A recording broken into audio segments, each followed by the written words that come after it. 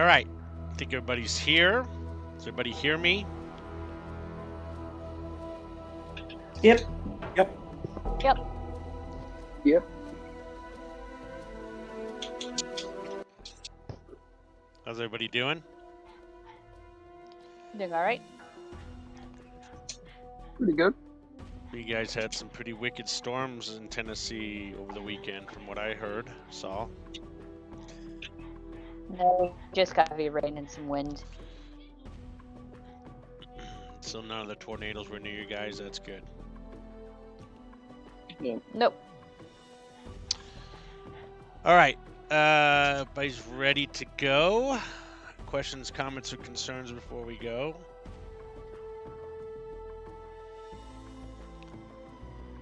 No? Nope. Nope.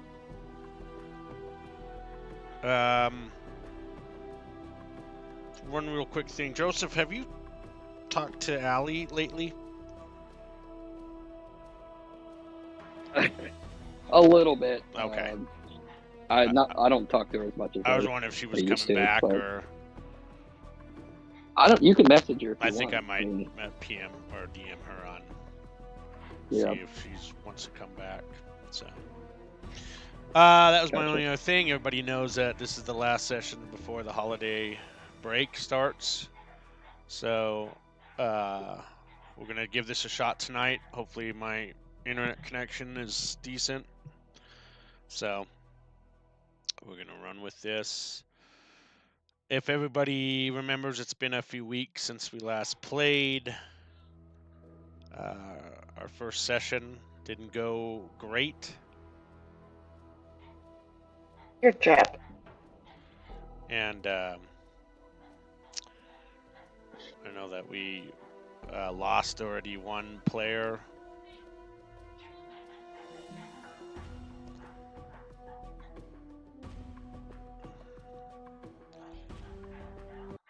Okay.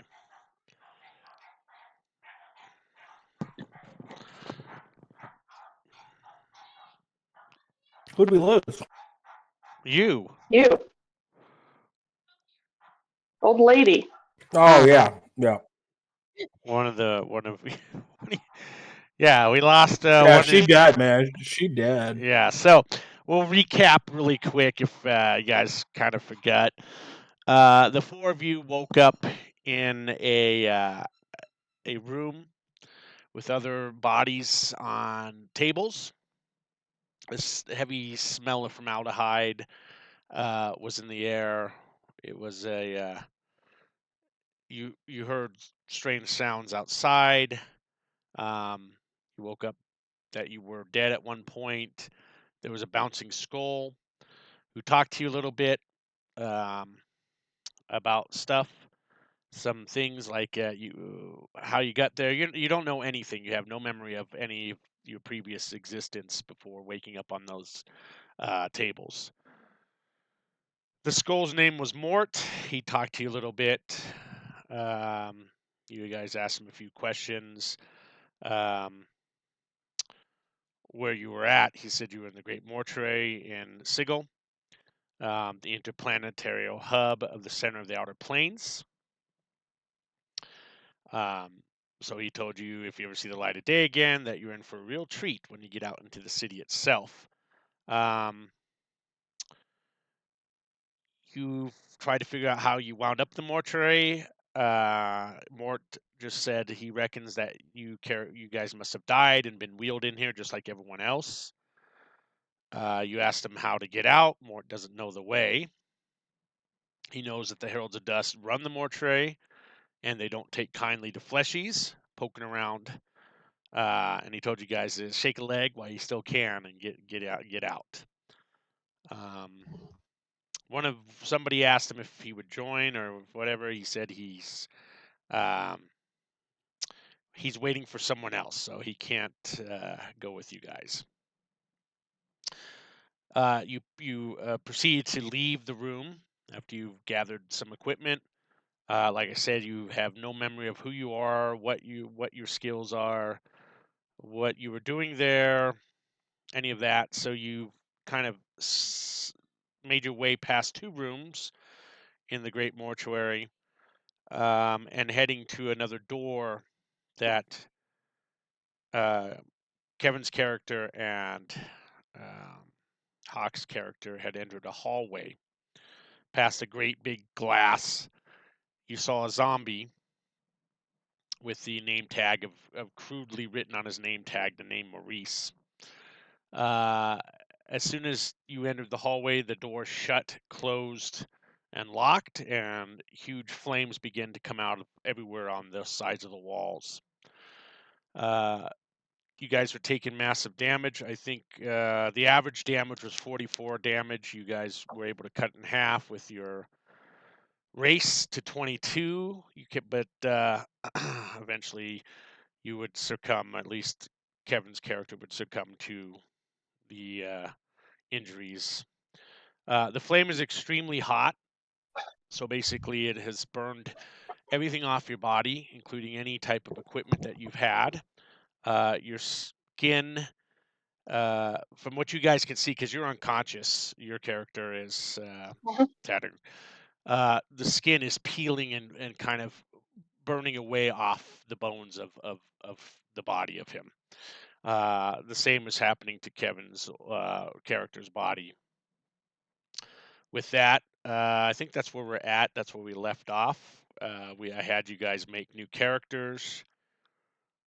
Each of you made 2 new characters to have as backups, and Kevin is using now one of those backups, correct? That means I'm running Yeah. around Starco with just a necklace again. What's that? That means I'm laying there. Well, you're laying on the Starco. ground Okay. with your burnt flesh coming off your body and slowly melting away or burning away. All the equipment that you guys have is burned up to ashes, and we're going to start there. I suppose we'll start right there at that point. That's where we left off the last session with it. Tell me if you cannot see the map. If you cannot see the map, let me know.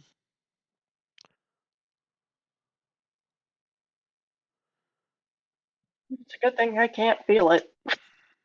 Because you're unconscious. Yeah. You're gonna feel it in the morning. Yeah. My poor beard.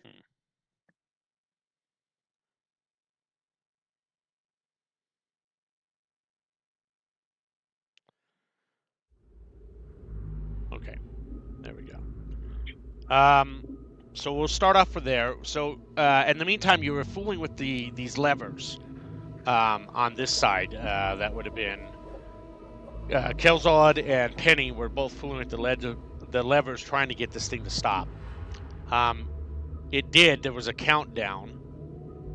You heard a countdown happening within the area that you're at. On the other side of the door, you can see. Well, before you fell, you can see through there was like a glass metal. These are like metal galluses with glass in it, real thick glass.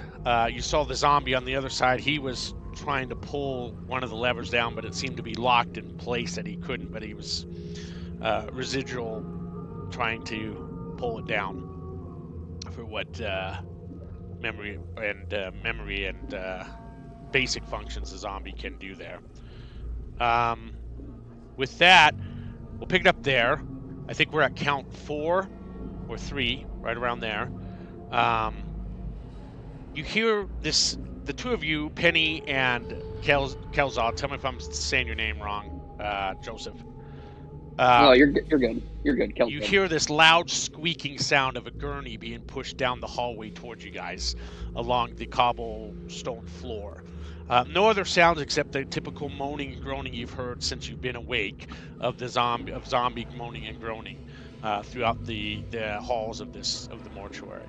But it's a loud squeaking, like something's rolling down towards the two of you on the door where you're at.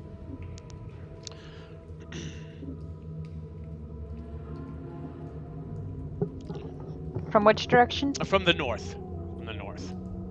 Okay. you kind of remember it's very dimly lit, but you guys have got enough vision with your dark vision to kind of able to make out in the distance. You see a gurney being pushed down with 2 zombies on either end of it, as they're moaning, pushing this very squeaky, loud gurney. You can make out what looks to be some kind of humanoid figure over a white sheet is over that. The humanoid figure is very short looking from what you can determine from the distance. They're probably a good 40 feet to the north of you there.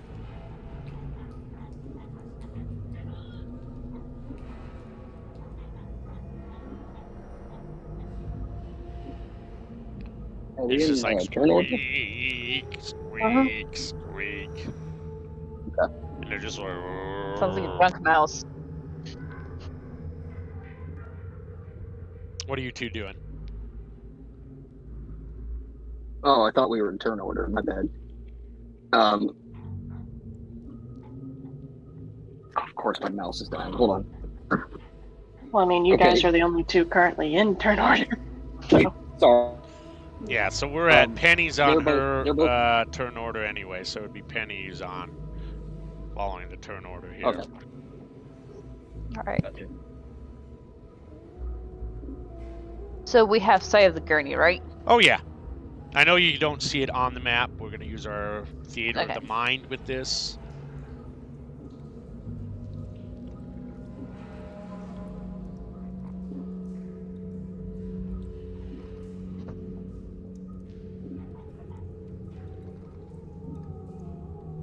About how far away am I 40 from it? feet. They're about 40 feet from you. 40 feet? Okay.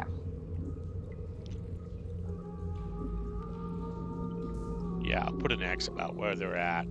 Let's see. Yeah, they're just coming out right here. Maybe it's a little less than 40 feet.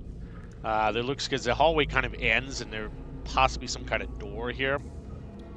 So I'll put a mark here where they're about. Location that they're at.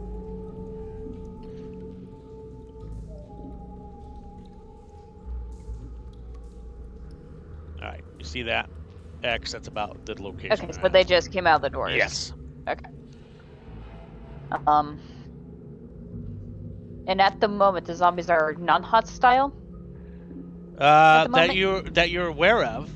Are they aware of your presence? They aren't aware of your presence at the moment. No. Okay.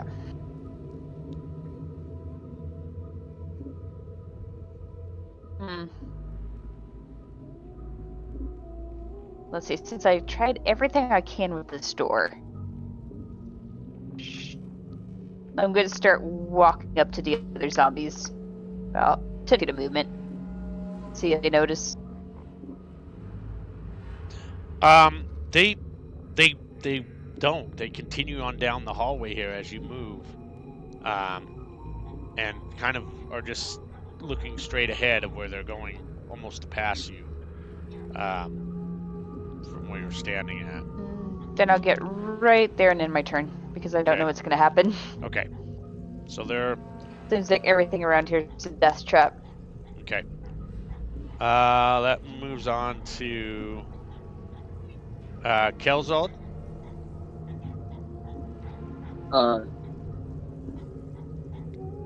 Yeah. So there just doesn't seem to be anything we could do to get this. Remember, there's a countdown on 3. Count of 3 Right. it's at is the last time you heard. So at the moment, there's nothing that's opening. Now, you moved a lever to cause the countdown to start. So that was something that happened Right. last session. Okay. I guess I'm watching. Oh, let me ask this. I should have asked this at the start. So we don't know anything about ourselves. We don't know Nothing. anything, right? Am I remembering you that? have no All right. memory of We haven't nothing. we haven't really introduced characters or anything. Gotcha. No, you don't even physically really know what you look like other than what you can see if you were to look down at your body. So you don't really, there's no mirrors or anything like that to be able to see yourself. Okay, I'm gonna take a step back here. I don't know what you would call that, like a little ledge here, or like a little wall. I'm going Okay. to try to go stealth and Okay. kind of sneakily watch what's going on over there. All right. Roll me a stealth check, please. Normal. What do? They have all this like new stuff. There you Oh, go. perfect. Okay. So you're able to hide and be almost completely obscured in the already the dim light and where you've kind of positioned yourself, and so you're heavily obscured from any visions from basically anybody at the moment. In fact, Penny doesn't even now can't really even see you anymore from the where she's at. So, and I don't know if that makes you a little nervous, Penny, that you no longer have visual contact of Kelzad. If he left, went down another hallway or something. But the gurney kind of passes you with the two zombies. They're just groaning and moaning as they pass by you. They're in a state of trance as they pass by you, and they're probably right about this location right here at this point. All right, You hear it and so see it too, Kelzad, the gurney Right. that passes by. okay, making a mental note that they're currently non-hostile at the moment.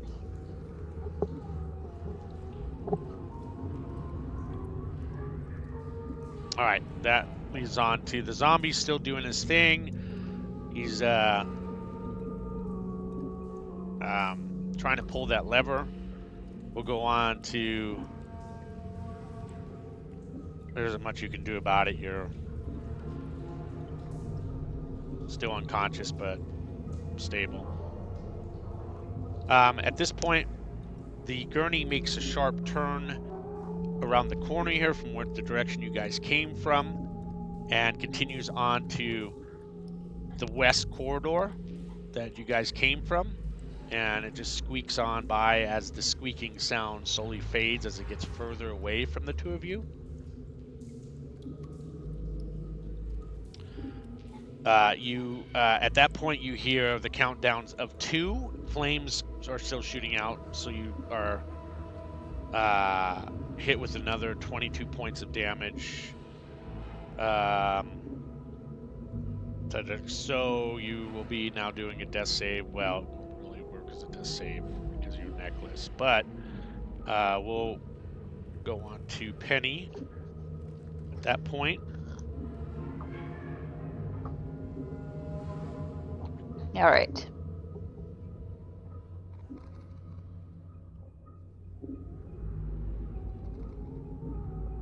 I guess I'll come back down here. Mm-hmm. Making a mental note that the dead body came from up north, so maybe that's exit indicator.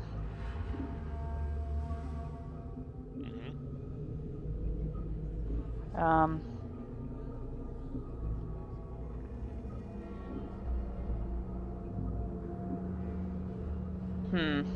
I guess I could try brute strength again to break the glass, since I don't know what else to do. Ah, stop that. Okay.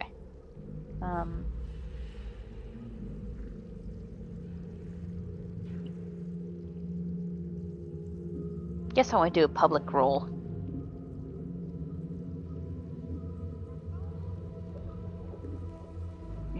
What were you attacking? The door? The glass on the door, yeah. Okay. Hitting this thick glass, you can see that your axe has taken a nice chunk into the glass, but doesn't shatter any of the glass between the bars of the door. But it does. There's a nice chunk of this very thick glass out of it.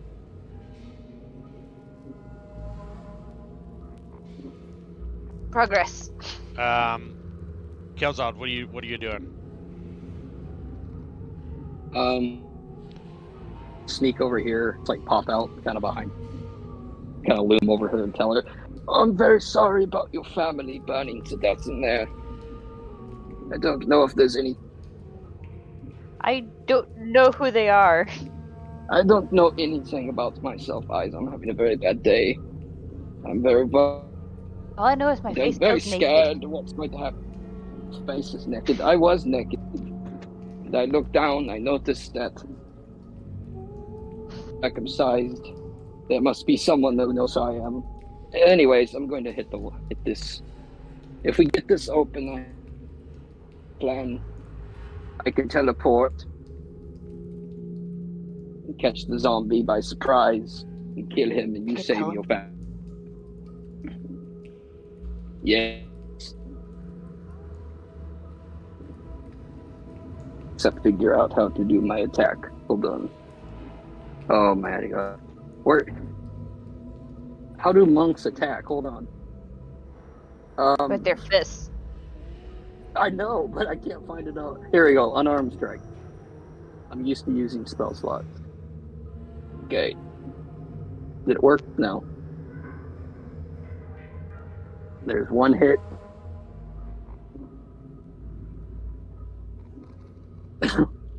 And as a bonus action, I can strike again. Mm-hmm. And there's 2. So 10 damage. Yeah, so you see that the glass kind of splinters a little more off of where the chunk where the axe had smacked into it. And you can see it just kind of spider webbing away from it in areas. So the glass is weakening from you hitting it, but you guys are actually making quite a bit of noise. It's kind of echoing throughout the hallways there. There is still quite a bit of moaning and groaning throughout the area that you're in. So with those might cover up some of the sound with the moans and groans that you're having. The zombie himself, I take it that ends your turn. Yeah. Okay. Maurice kind of just stops pulling on the lever and drops his arms to his side, and his head just kind of bows down, looking through the glass, sneering at your body inside there. Tag. Let's go now. I'm not going away. Tag, My corpse is not doing disappearing. much there. 22 points of damage off of it. I'm not going to follow the conditions for flames because it's not going to be fair to you. But whenever you're unconscious, any hit that hits you is a critical hit. But I'm not going to let the flames do that. So that would cause you 2 death saves on that. But we're going to continue on. So the next round here, we're going to go ahead and come over to Kevin. Kevin, you just now wake up back on this, your character, Osborne. Although you don't know your name, you awaken you to the smell of heavy I can't see formaldehyde. Osborne. I can only You can't see him? see the dead lady. What's that? You're I not can only over see there. my old dead character. You're over in the other room. You don't see yourself in that room? Here, this is what's going on. I'm gonna delete your other your other token here. Because that may be confusing Roll20 here. Let's put that there, and then let's see here.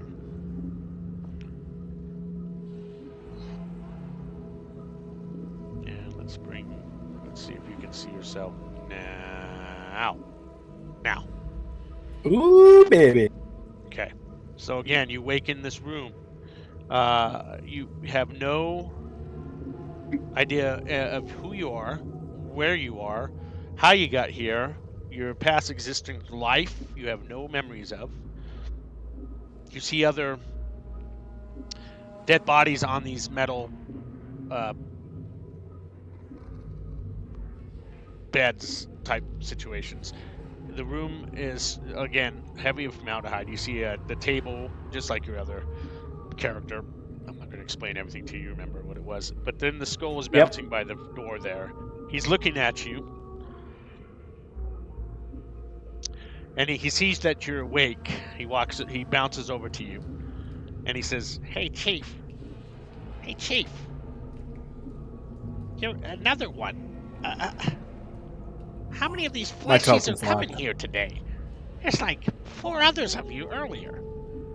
I'm confused. What's happening here? You're the 5th fleshy?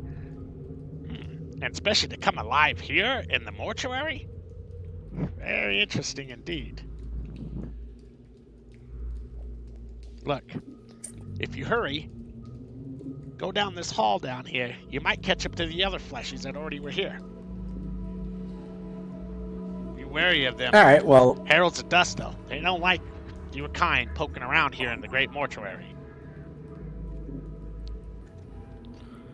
I'm gonna get down and go over and grab equipment that's suited for me, I guess. Yeah, well, there's only only your equipment in there now. They had just placed it in there and left, so yeah. I can't move the Yeah, token hold on. either. It says I it's gotcha. locked. Yep. There you go. You're good to go. Yeah. So if you hurry, Get you might be able changed, to catch him. but putting on my stuff, I'm like, well, that's just great. Everyone left me. Yeah, like I said, just through these doors here. They went that way. You might be able to still catch him. He's gonna hold out his hand and say thank you.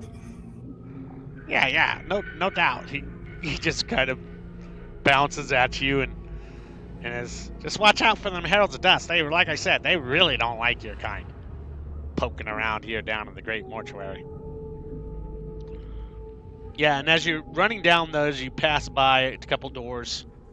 They are closed, shut. These doors are, but then you see the two humanoids in front of you standing by this these levers, these operating levels, where the corridor kind of tees.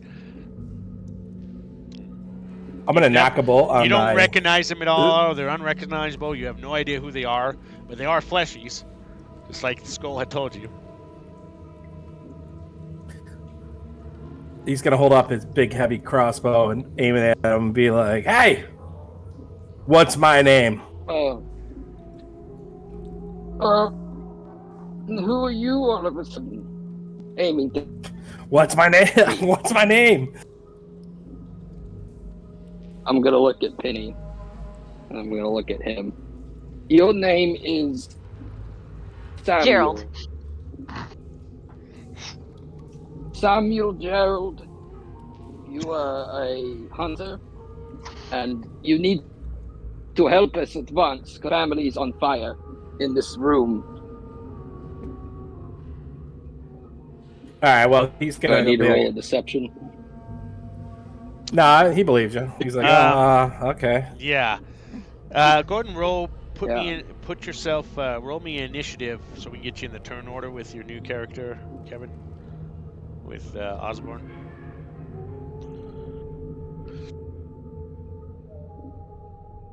Okay.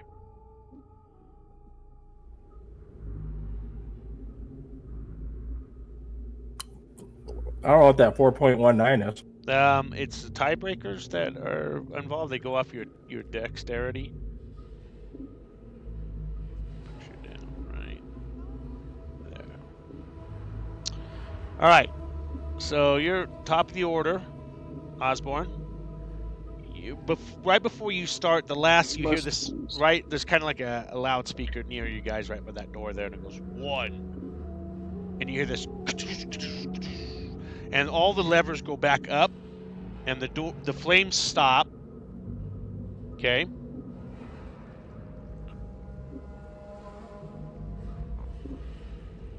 And the doors unlock. Yeah, Osborne's gonna say it smells like someone's cooking pork. Yeah, you smell of burnt human flesh is strong with that. So, all right, now it's your turn. You can go as you see this smoldering, burned flesh creatures, these humanoids on the floor. One is still breathing.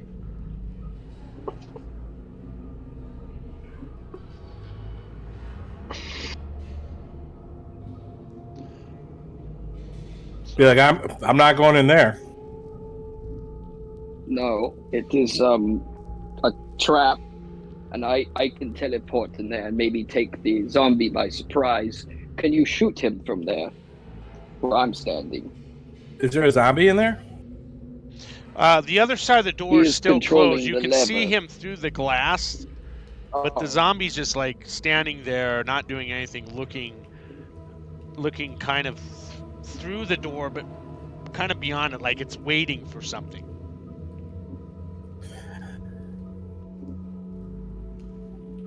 I got a rope. Do Do you think we can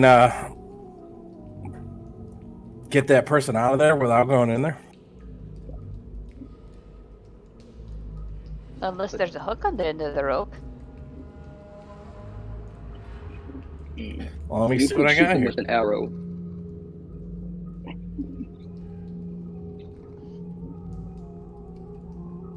I didn't know there was a door. Ruins everything.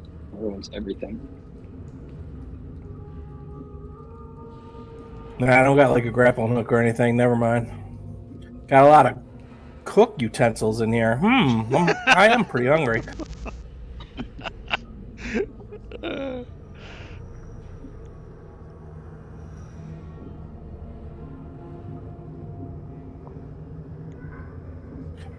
These levers do anything? Like, what do these levers do? Don't touch the levers. Who the heck? They activate fire. You know, that floating skull said we gotta get out of here. That's what we're trying to do, and then we got trapped in this hallway. Who are you going to listen to? Floating skull or me? I have whole body. So not only are the operating levels, there is also a broom and dustpan right standing next to Penny. Next to the broom and dustpan is this huge pile of ashes. Oh my fucking god. It took me weeks to realize we walked into the incinerator. Huh. We walked into the incinerator. What is her name? I don't know your name. There's you? there's gotta be another way around. Oh, you're probably right. Is the other door open, or is it still closed? What's this axe on the ground? It's shot. That's where the gurney came from. That opening there. There was a doorway there. That was to show Penny with the where the. I'm gonna gurney open was these at. doors. Okay. Let me get rid of that. There we go. I don't think they're locked. If you wish to open them. Okay. Let me I give don't you know the where my guy description went. of the room here. Okay. You walked into My token just very disappeared. cold. It disappeared? Hold on, let me undo this here. There you go. Better? It's a vanishing room. Alright. So, yeah, I gotta remember my internet's doing some crazy shit right now. So, a very cold room. There are 6 mortuary stretchers, chill drawers sized for medium creatures, line the walls of this frigid chamber.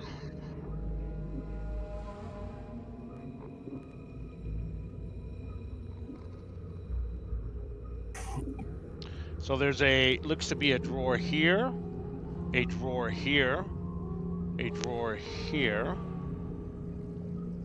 a drawer right here, a drawer right here, and a drawer right here. Okay. My token's locked again. How's it locked? That's very weird. Let's see if I move you out of here. Okay, there we go. How's that? Can you move it? Okay. All right, so I'm gonna come back down here and say there's some stretchers in there. We can probably jam that door open. Sounds like a good idea. I like this idea. Yes. Maybe the flames will activate when it's jammed, when the door's jammed.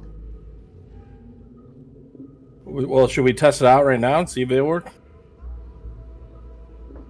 With the door open? I thought the zombie pulls the lever when you go in. And like that sets the trap. Yeah, there's, I think, a lever on the other end of the hallway that the zombie has control of. And you said it's just a glass window for the door? It's a portcullis door, so it's got the steel bars and then thick glass in between each of the bars. Same with the door on our end. What's that? Same thing on our end. You can look down the door and see the two bodies in there in the chamber, and there's a closed, and there's also the same kind of door on the other side, but that one's shut, locked, and the zombie is standing on the other side of that door, just standing there. So, by looking at our door, does it look like if I fired a bolt through it, it would shatter the glass, or is it too Oh thick? no, the glass is very thick. Remember, they were trying to break the glass. So, Hmm.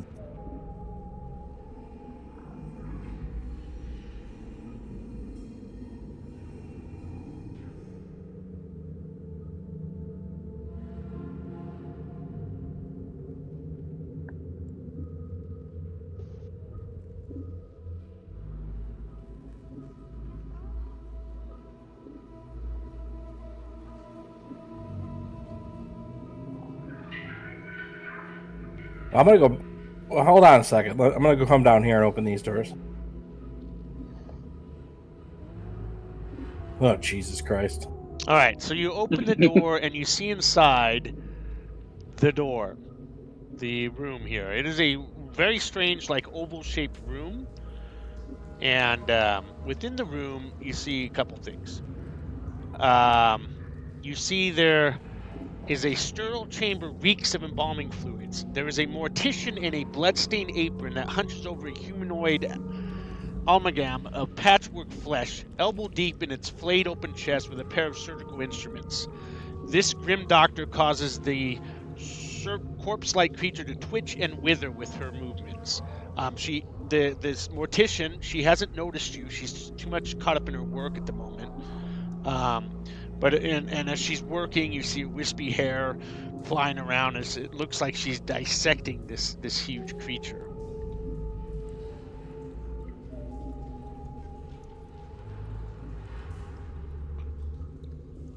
Tiptoe back over here and be like, guys. Do you leave the door There's, open or did you shut the door? No, I'm just leaving it open. Okay. I'm not making any more noise. Okay. I'm like, guys, there's a mortician in there cutting someone else up. There's a mortician. I don't know, but I'm not gonna bolt. I'm like, we should probably deal with that one, right? But we have friend in there that needs help now. Go grab him then.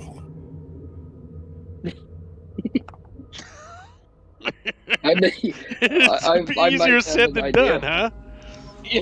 It's a trap. I might have an idea, but it depends on whether or not the zombie pulls the lever on his turn or whenever anyone enters the room. I might know what to do. These levers move when the zombie pulled his lever. Did these levers move at all? We were not paying That's attention. a healing spell we can see. Someone has to waste a healing spell. It starts a countdown that opens the room back up after the zombie pulls the lever on his side. You have to wait 10 turns to open the door after it shuts. Or something like that. I don't know if it was 10 exactly.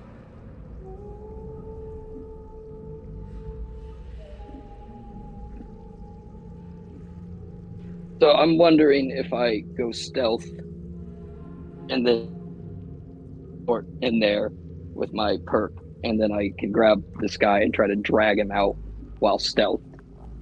The problem is, does the zombie, like, if I just set foot and he just, like, even suspects something in there, he's just going to do it? Or does he have to wait till his turn? It's in a turn That's order, it. so it would wait till his turn. We're still keeping our turn order as it is. Right now, I'm just Okay. letting you freely go, but once it gets back into it, it will follow the turn. You want to jam one of those gurneys in the doorway? I would prefer to do that before I do anything too crazy. But the thing, I'll just put it in the chat. I do get this race is like actually really seems overpowered, but I get basically a misty step. And how does this work? Do it? Yeah, there you go. And I get resistance, I believe. So if it's the door's open, I might be able to get out if I catch on fire. Now remember, when we talk resistance and immune, there are two different things in Dungeons & Dragons. Resistance just cuts your damage in half. Okay. Right. So immunity means Right. it's immune to any damage. So I just a reminder to you. Gotcha.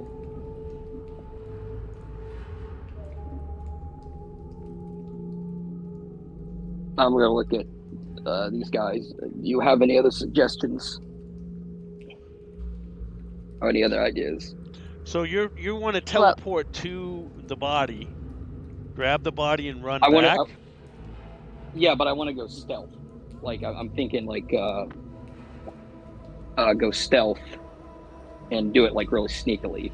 Like try to teleport up against the door so he can't see me, like under the window, and then grab him and like try to like very carefully pull him back in hopes the zombie doesn't notice it moving. I guess, Okay. or like You quietly. certainly can try. I don't know.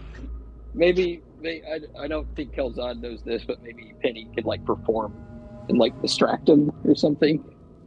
Like you could, I don't know. I'm just trying to think of what to do. I do have 2 drums. Yeah, you could. We can go Wait, grab that no. mortician and throw her in there. Maybe he won't fucking kill the mortician.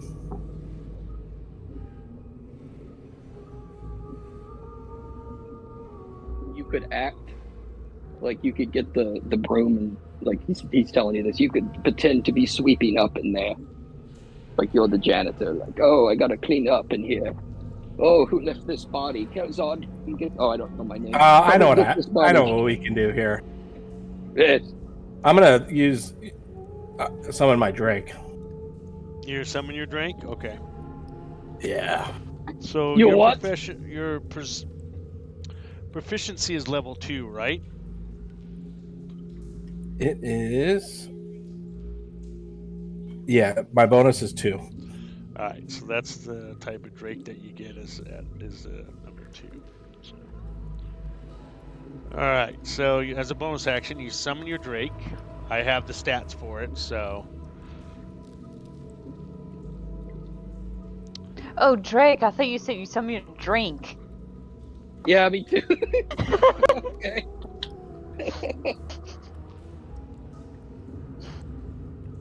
I thought Yeah, you we'll make were him a say fire the Drake. rap artist Drake, but there you go.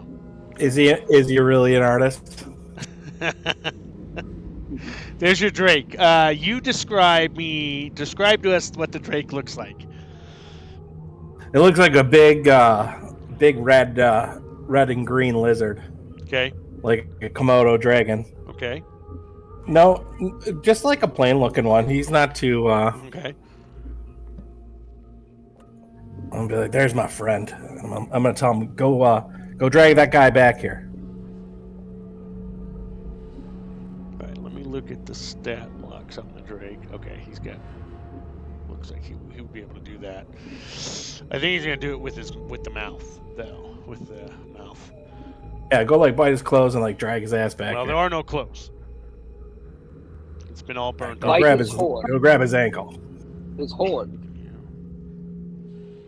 I need my horn. Oh yeah. Bite his horn. Bring it over here.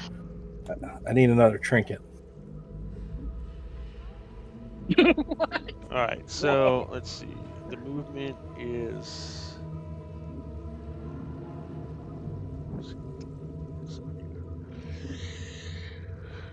40 feet. Okay.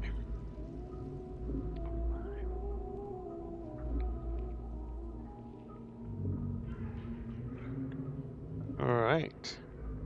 The Drake grabs the tiefling from the horn, right? You wanted it to do? Yeah. As it drags, you can see it, like the flesh has kind of been melted to the floor, so it's being pulled off, and you can see it being pulled off to the bones and all that as it's dragging it across the stone floor. So you're losing like a lot of your flesh off of it. Drags you. There is nothing on your body like left. Your percentage of wound closure is been melted off your neck. You see a puddle. You don't, but there's a puddle of it there where you were at once at, and so you do not have that necklace anymore. It's been destroyed. And we're going to cover that in a moment about magical items. So, as far as magical items go, we're going to talk about this real quick. Magical items are not, they're not immune to damage, okay? They have resistance to damage. They have a certain amount of hit points, just like normal items do. They've just been infused with magic. And so they also can be destroyed. So your magical item, along with the bow that your other guy carried, are all destroyed. They do not exist anymore. You do not have those anymore. So, you have nothing. You have no equipment. Your flesh is falling off the bones of your body, and you're unconscious. But you have been brought to the rest of your companions by the Drake, and who's the zombie is still standing there on the other side of the door, just standing there. I'm gonna cast Goodberry, and I'm gonna feed all 10 to the person that needs them the most here. Just start mushing the good berries in his mouth.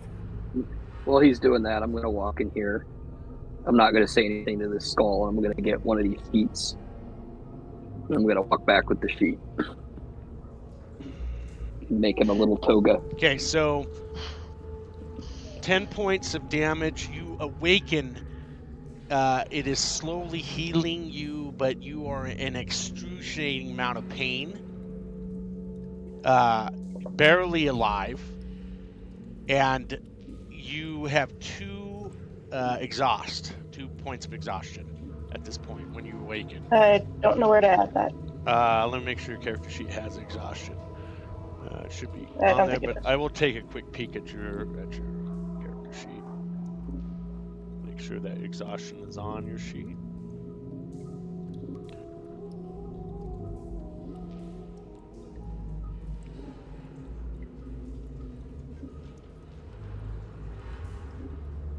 Give me a sec as it loads up. You wake gasping for air as you awaken from your death, basically your death, or on your death, basically. You're in so much pain. I mean, you're grinding your teeth, and as it's slowly healing, but they're not enough. The good berries aren't really enough to really sustain your healing. But you're in a total amounts of pain. You can barely move.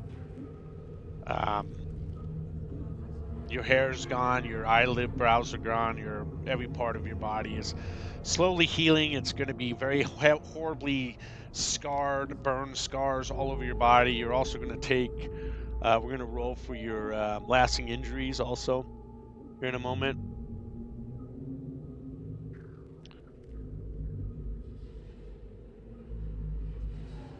Let's see.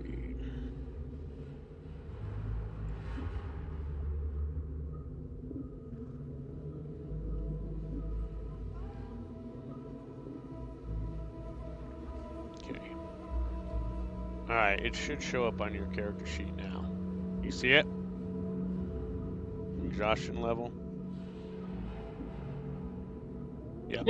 I see it on there. So 2 levels of exhaustion.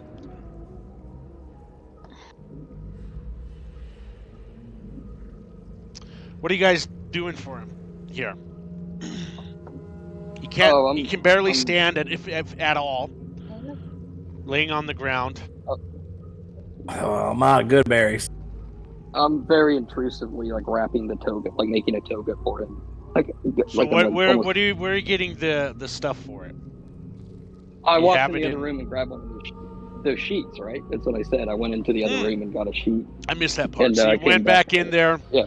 Yeah, so Mort's kind of eyeballing you as you walk back in there, and he goes, I thought you guys have already left. We're trying to leave. This place is confusing, talking head. And then just get the sheet and come out. He's very intrusively, he's wrapping it all over. I don't know how to. We don't know what his name is, so I don't know why I'd even think that. But I'm like, how are you feeling?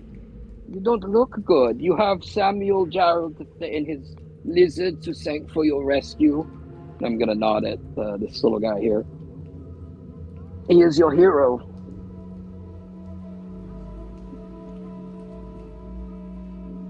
I'm gonna very painfully, slowly nod to it. Like, respect. Let's Is see. there- In the meantime, roll me a d20. I have my vocal cords. Oh God. Oh, give me a sec here. I just lost my roll 20. There we go. Okay, roll me a d20, please, so we can start with your lasting injuries. So 11. So you have head trauma, concussion. You have a disadvantage on intelligence saving throws, checks, rolls. So that's the first one. We're going to add one more. That's no. So as soon as you get that one down on your character sheet, we'll go to your next one. What was it? Disadvantage on Intelligence intelligence saving stuff. throws and checks.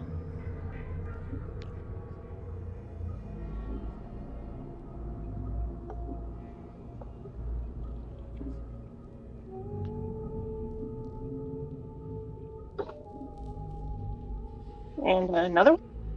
Yep, roll me one more for another one.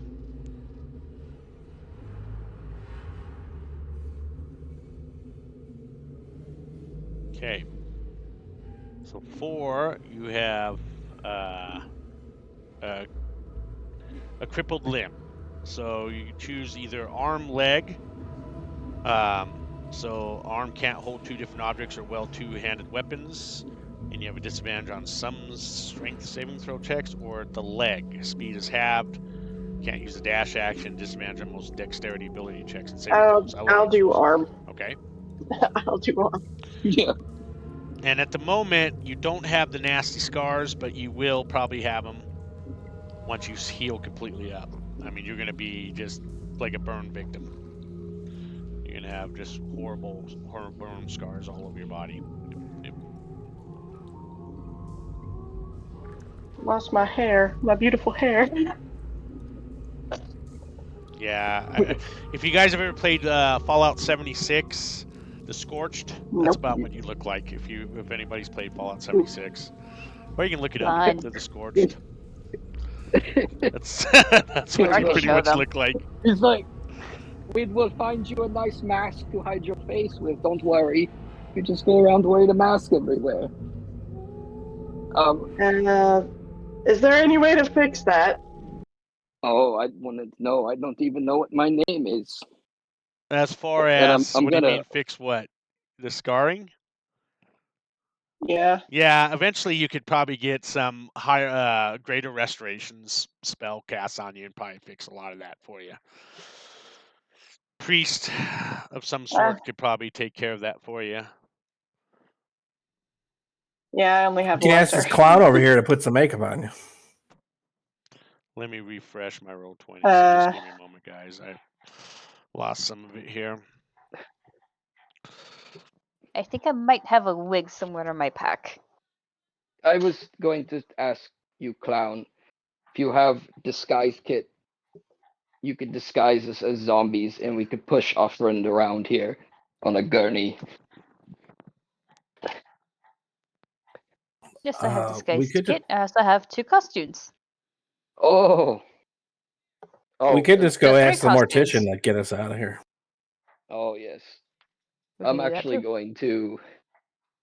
Kelzad does have a short sword, and I'm going to give this to our bard friend, just in case. Wait, which one? Oh yeah, the one that was on fire that lost all their equipment. Oh, okay. Yeah, that one. I'm giving him the short sword, like on his good arm, like just in case you need it. I'll just punch things. I get a short sword.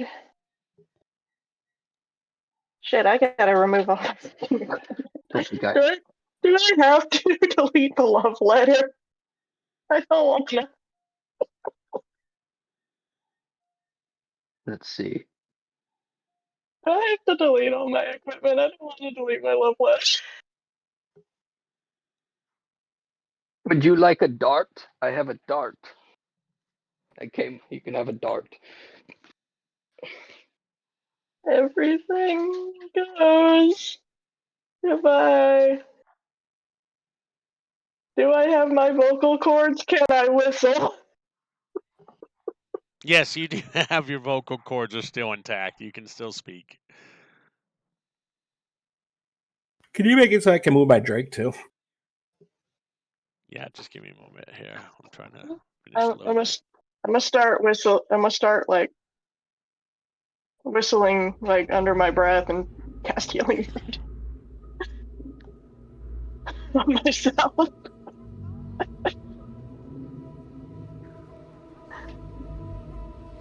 I forgot I was proficient in War Gong.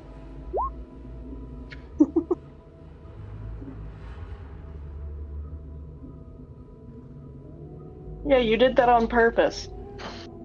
You purposely made yourself proficient in a gong.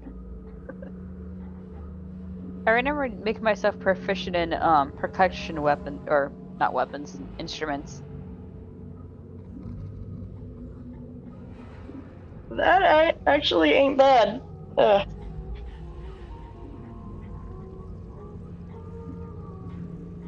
gonna get up on my feet and pat the Drake on the head as thank you. Thank you, friend.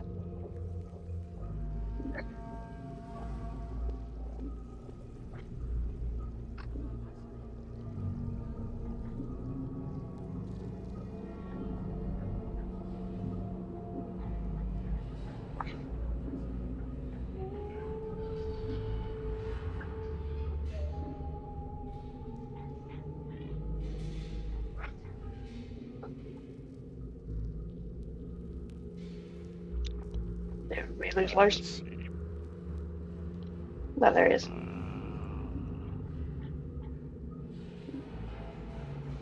Oh, come on, compendium. Give me a short sword. All right, Kevin, try that. See if your character you can move that token around. Oh, nice. Thank you.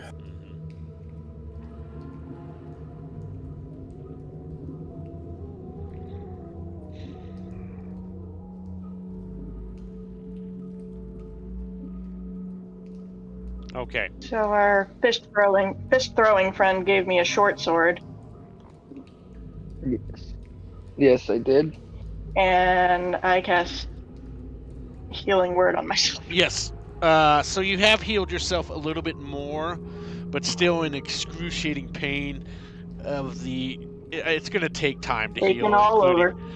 over. You have healed some of the skin of your body from the healing.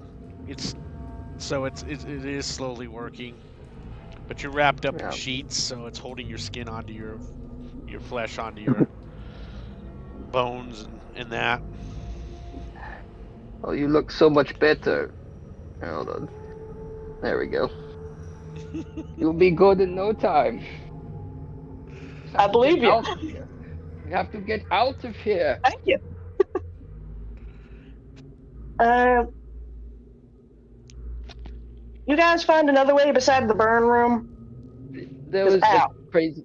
Yes, there's a crazy person in this room. We are going to go ask them where to go. Where was she? Like mental patient crazy or I just don't wild? know. Samuel Jared said that there's someone down here. What do I see? Actually, I'm gonna go stealth. I'm not. You going They changed it, stealth? so you have to. Okay, roll me Yeah, a why stealth not? check, please. Never a bad idea. Ooh. 24. Yeah, so Yeah. extremely stealthy you have become. You're So what? Yeah, what's he do? He's doing is he just crouches in a ball, and these like kind of glowing little wings unhinge from his like ankles, and he's just like hovering across the ground. So he's not even like walking. He's not making any noise. It's completely silent. Oh my.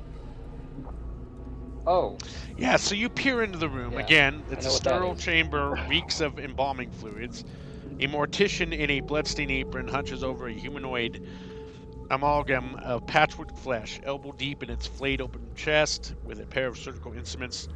As she's making her movements within the corpse-like creature, it twitches and withers with her movements, and you can hear her out loud, kind of talking to herself. She goes, "Where is that key?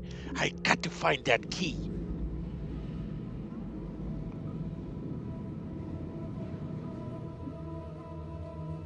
I'm gonna look back at the halfling guy, just like, like what the hell? I know. I'm telling Person, you, like nothing makes any sense right now. you want me to talk to this person? I'm not good at talking to people. Yeah, ask him if he can get us out of here. Are Don't they worry. they're gonna hang back there, all right? Don't worry, we're right here. You can just run away if they come after you. Yeah. I'm gonna step forward. Excuse me. Hello. Is that what you're saying? Okay. You say it, Yeah. and she looks up from inside the cavity, and she looks at you, and she says, she looks at you, goes, horrified. She says, "You're supposed to be dead!" And as she says that, the golem sits up with its exposed chest cavity all on display for you. And let's go to initiatives. Let's re-roll our Oh, initiatives. I can't even talk to her. No, Okay. she's pulls out a knife and is ready to attack. Hold on, let me clear our originals here. Is initiative an ability check? It's part of your dexterity. It's So no. yes. Let's just. I won't run it Okay. as an ability check. Just go ahead and roll it as normal.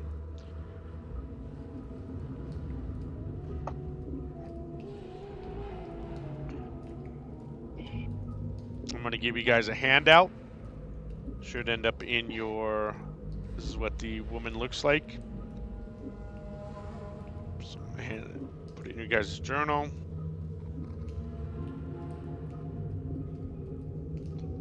Should be in everybody's journal. Oh wow. Oh sure, Oh, let's Jesus negotiate with Christ. the hag. Okay, so there's that one. Hold on, and This I dude looks might have one amazing. of the flesh golem too here. Sure, that's a great idea. Let's negotiate with the hag. Ugh. I'm feeling something's bad about to happen because I rolled my second nat 20 in a row. Darn it, I don't have a handout for you on the flesh golem, but it looks about identical to the token on there. So, all right, let me get them both in their turn order.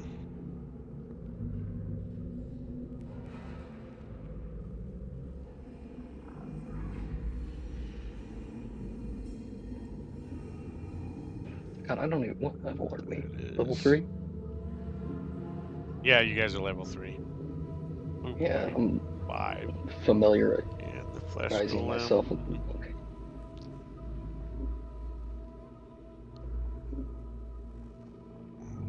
That's weird.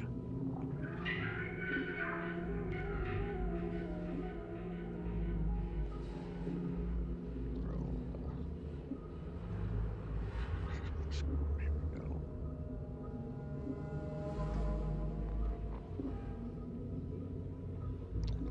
Is everybody in?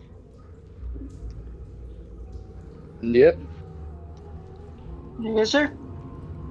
Oh, let's get Oh, your... they're all like shit. I'm just gonna stick with the accent because it's harder to flip in and out of it.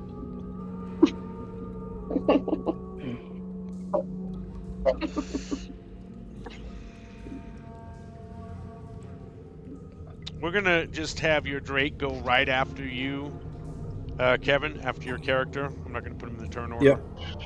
Let me get everybody organized in the turn order here real quick. And I'm gonna close that up.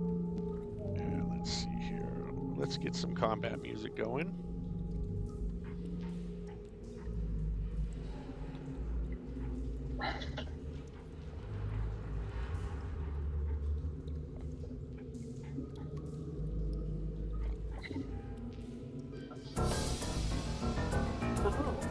Nice.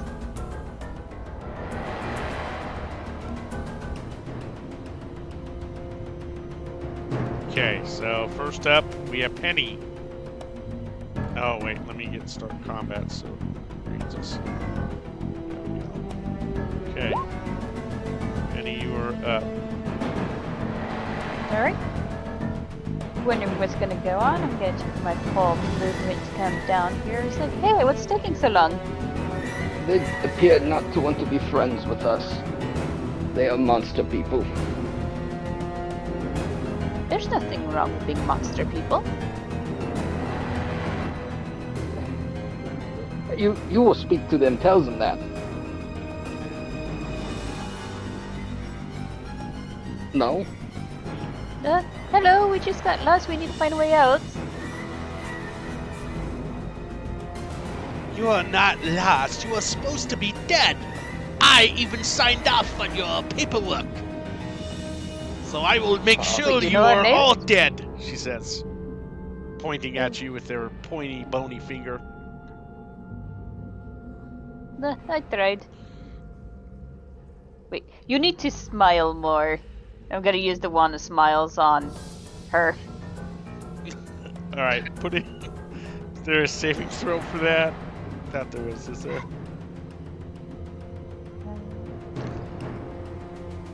I have it in my inventory, Alright, but it's let me not look giving at me the my- option to use Alright, it. hold on a second.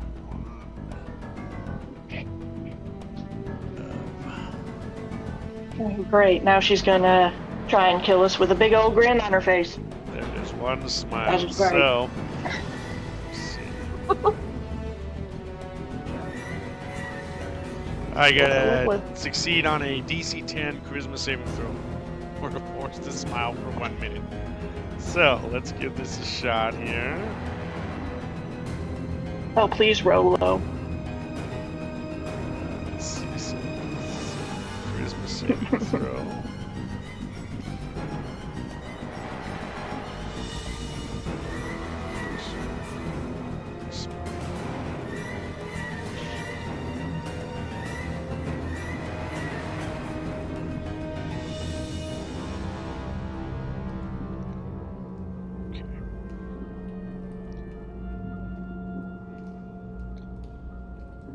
Plus 2.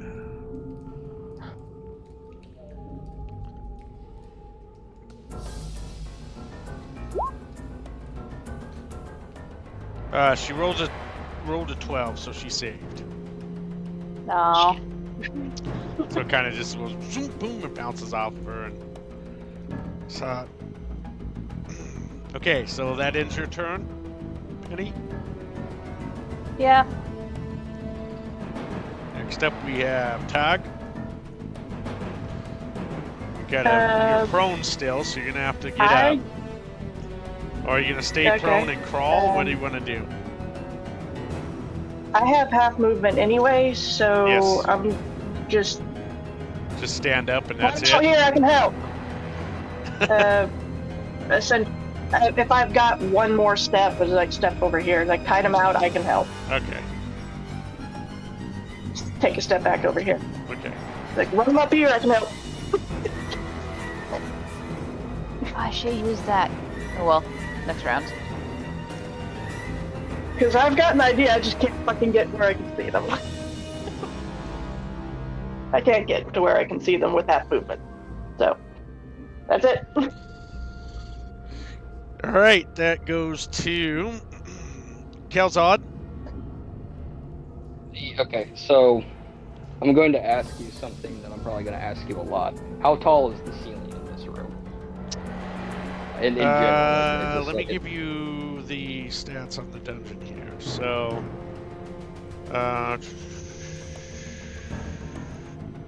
Actually, I would so probably the step. ceilings in the rooms are 12 feet high, and the ceilings in the corridors are 8 feet high. A loft with Okay. smooth walls. Regardless, I was just wondering, I'm not going to be fighting him in this room. That sounds smart. I guess Kelzad's going to look at the old lady and say something like, paperwork is the lifeblood of an oppressive capitalist society.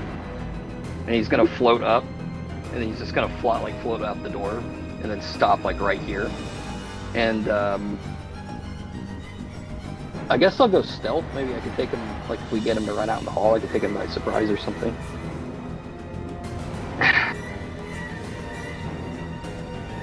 Okay, so you're gonna go stealth. So roll me a stealth check. 23. Okay. Just see if I can. Maybe they run around the corner and I can op-tack them or something.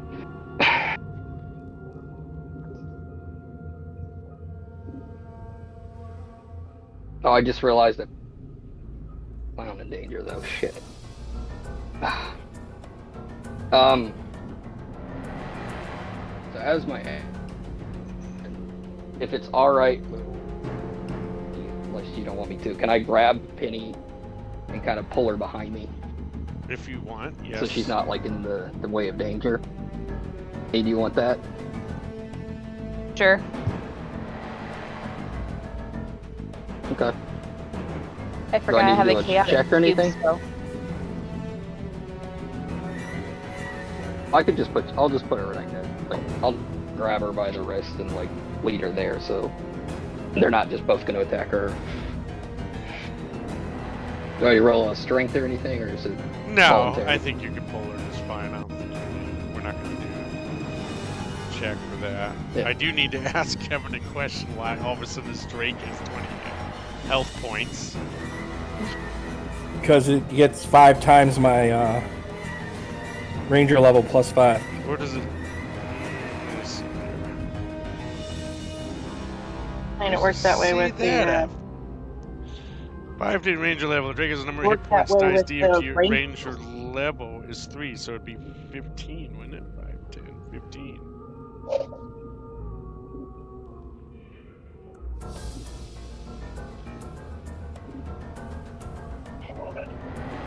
Right? It's 5 plus 5 times my level. Now. Yeah, I see it now. Yeah, okay. We can change that so it doesn't have a plus on it.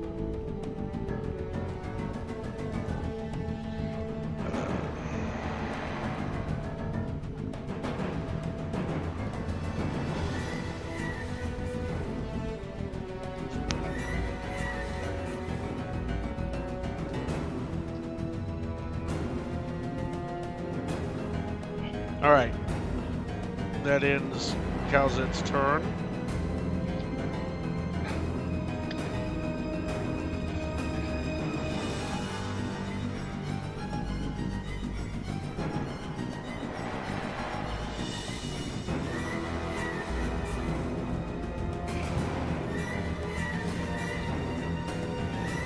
All right, Osborne. I'm just going to move to here for my turn and wait to take a shot if anything comes around that corner. Actually, I'll go here. Drake will move to here. We'll just wait for him. Come on out, boys.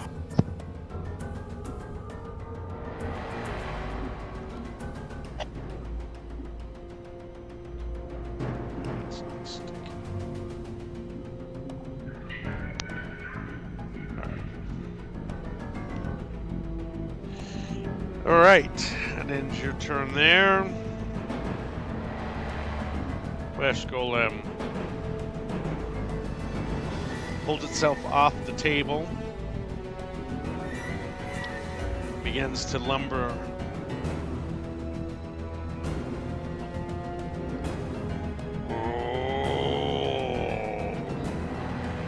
stops right there and slams at the Drake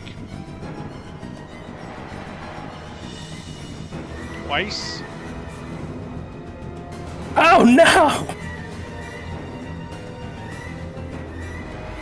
Drake, Well, Drake's gone. disappears. Okay. Boy.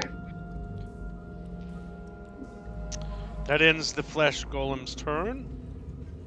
It's now the Herald of Dust Remnant's turn, the Mortician.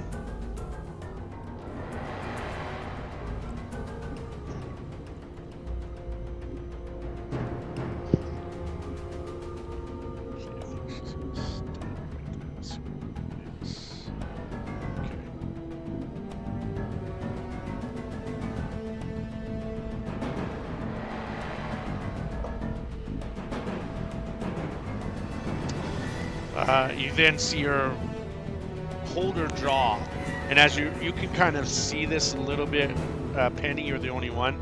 Her bottom jaw looks like it's made of wax, like it was reconstructed, made of wax. And as she kind of holds the bottom of it, as she says her verbal cantations, and this blue light just kind of appears around her, like just a blue light appears with her, and the glowing, then it disappears around her body.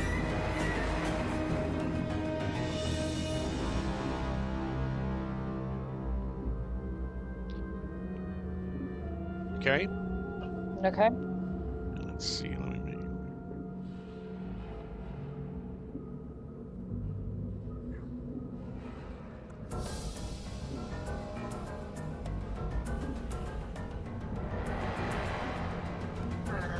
See what you're doing, Sabrina. Okay. Huh? So that. I see your little. Yeah, Do I'm a little measuring marker. out for my attack. I have a spell I want to use. I should have used it last turn, but I didn't think about it.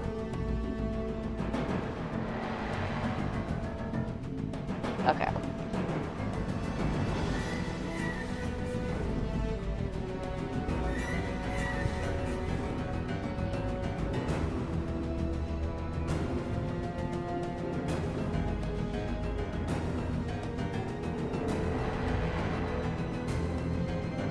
Okay. All right. I'm gonna take a shot at this guy for my reaction if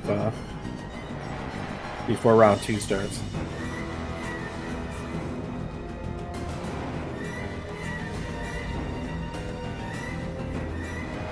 Who'd you fire at? That flesh golem. Okay.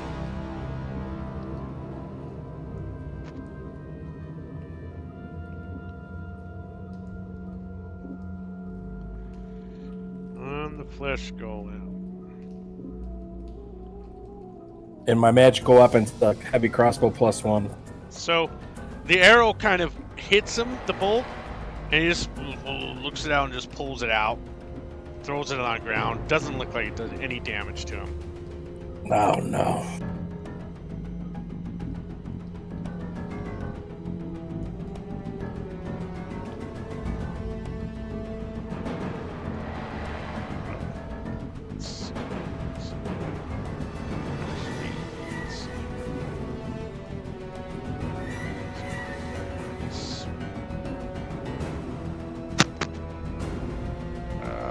Right.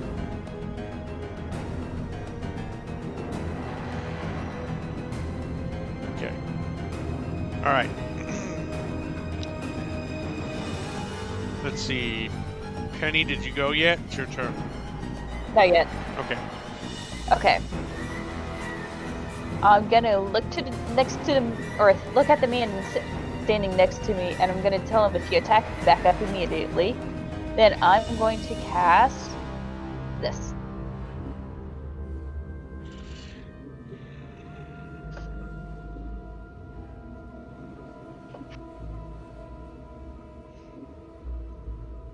Oh boy.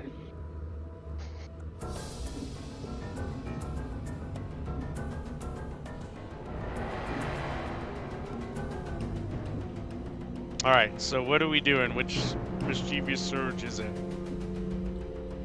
What? Roll. You can roll D4 for me.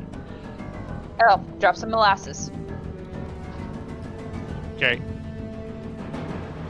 So in the So I want 10-foot the square area, No, it's 20. that's 10. Oh, it's 20 foot. Yeah, Move the cube to 10 feet. That's where I'm at. Okay. yeah. So I want the top of the cube to be there and then go down this way.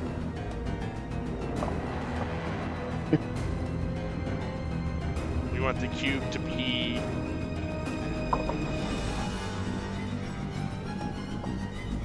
Right there, then down.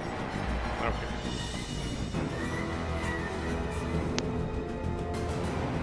So both of them are in it. Smelling of sweet molasses.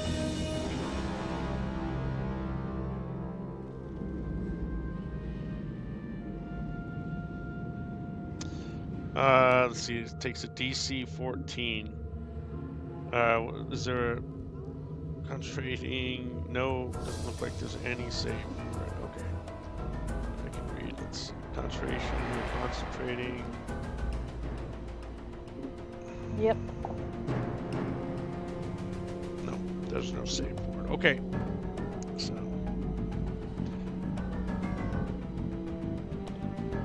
If she can counter that.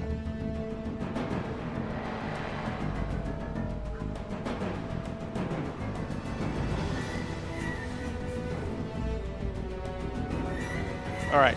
That ends your turn? I was hoping so. Yeah. No, I'm gonna back up a little bit. And I know that's gonna take an attack of opportunity. You know what? No. I'm not gonna back up. I'm gonna stay. Okay.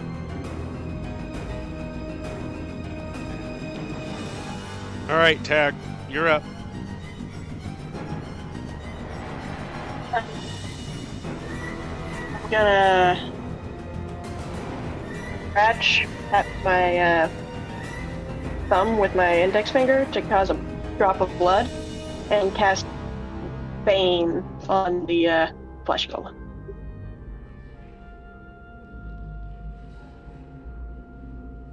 Why is it not showing? Oh, there it is. Yeah, Bane at level 1.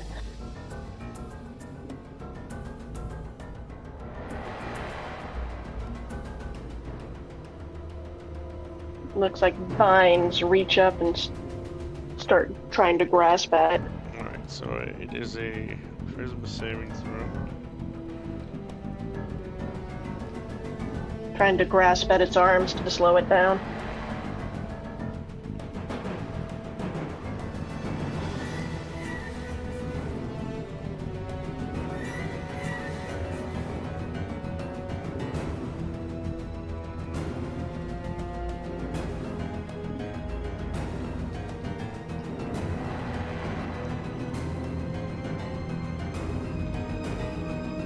What's your spell DC? 14? Let me check. 14.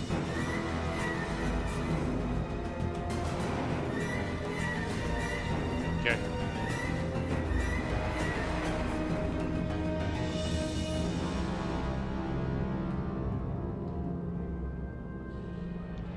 All right. And let's see. So that ends your turn. Kelzon. Yeah. Now it's all sticky now. He's covered in molasses. What does that do to him? He's covered in molasses It's rough and vines terrain, are grabbing so at his arms. his movement is just He- affected in rough terrain. That's what that does.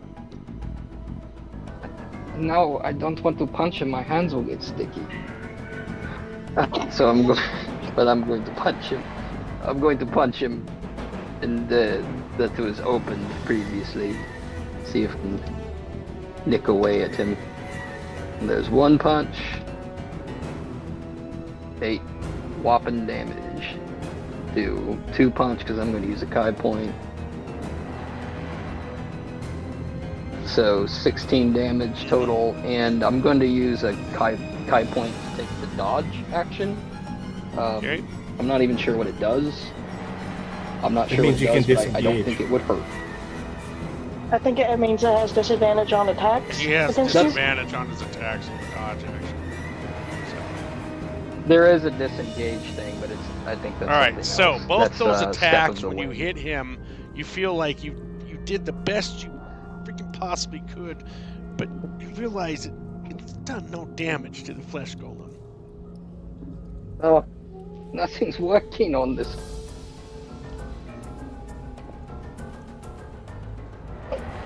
I don't want to move. I don't want that old woman to come out here. Just looking at Pity. What do we do? Nothing. Alright, that'll be the end of my turn. Nothing. I don't know what to do. Throw him in the Like, incinerator. fire, maybe? I don't... I don't Oh! know what to do. Oh! Oh, well, is my turn over?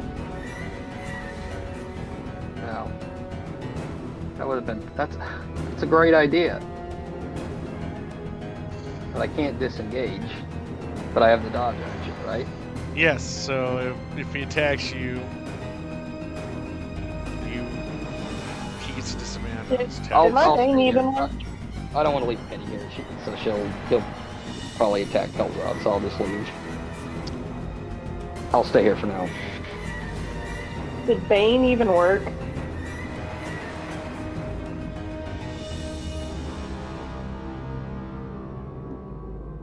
What's that? Did Bane work? I don't know yet. He hasn't been able to attack yet. So. Ah. Stress. I'm gonna expend the spell slot and resummon the Drake. This time it's gonna look like a Where do you want to red summon and green. it at? You want it by you? I want it, yeah, right in front of me. Okay. This time it looks like a green and red zebra and I want him to be fire again. Okay, you got it. Okay, That's my turn. that's an action. It's a bonus action. That's interesting. Okay.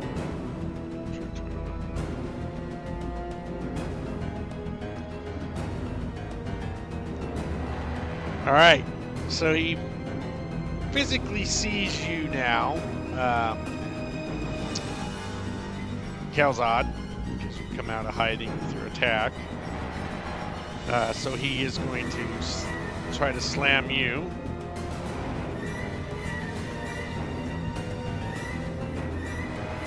Oh, boy. 14 does not hit you, and nor does a 16. So he misses both attacks. Right, it's a -4 right off your Bane. Yeah, it's Oh, it's a D4. Let's roll D4. Why do you say B4? Must be a misprint. I was just gonna take 4 off of it. I wasn't gonna roll, so I don't care. We'll just go with what I said. So he missed you both times. That ends his turn. She's here. Okay, let's see what this mortician's gonna do.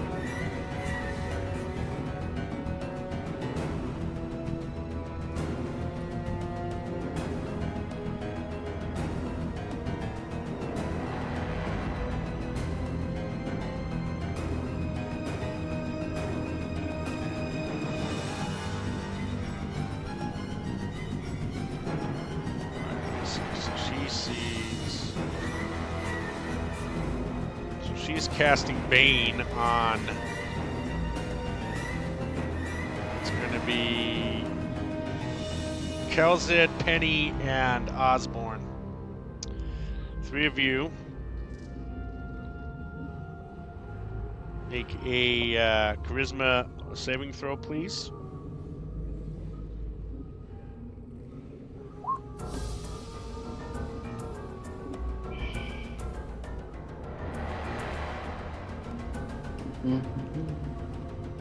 Oh boy, bad charisma.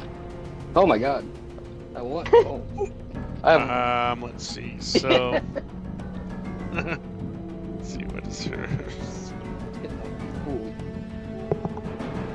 Only Osborne is affected by Bane. You other two save against it.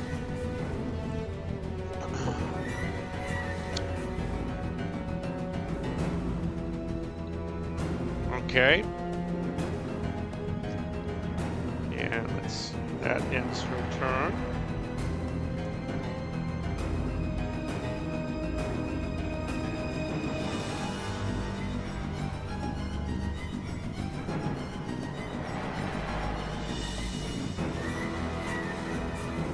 Sabrina?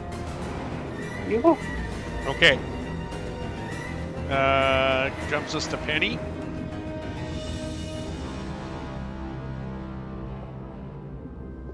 One moment, I'm loading back in. All right. I'll give her a sec for you to load back in.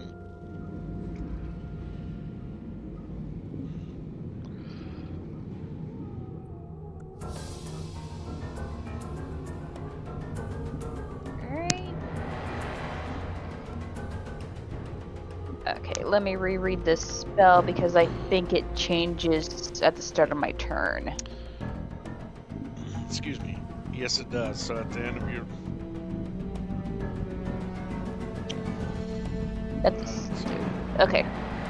start of your next Roll again turn. at the start of each. Yeah. Okay. What is that? 1. Scroll back up. Smell of Apple pie, I believe, Each right? creature must make a wisdom saving throw or be charmed. Smell of apple pie. Wisdom saving throw. What's your DC again? 14? Oh, I don't have my character sheet open. Haha. It's loading. Spells. It is 14. Okay.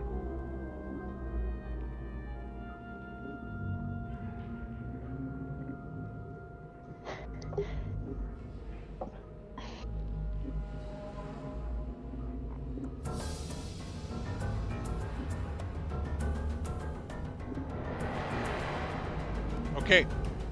Let's move on to. They don't seem to be charmed by your delicious apple pie smell.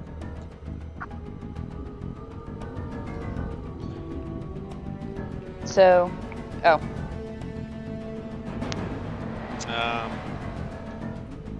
Go ahead. Well, I hold on a wasn't second. done. Hold on a second. So you concentrate on that. That still allows you another action. So it's still your turn. yep.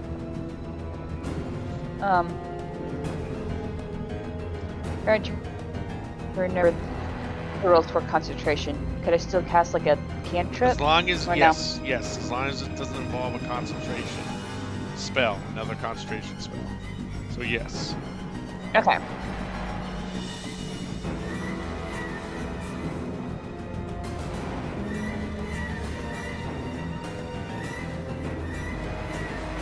Okay, looking.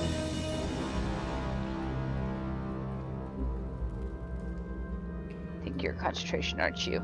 Yes, you are. Okay. Alright, I am going to cast Thunderclap. Okay.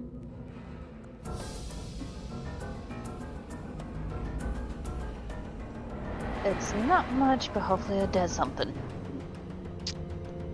So that's 5 feet. So I take you're against the golem, the flesh golem. Yeah. Okay, so that's Constitution save. 14.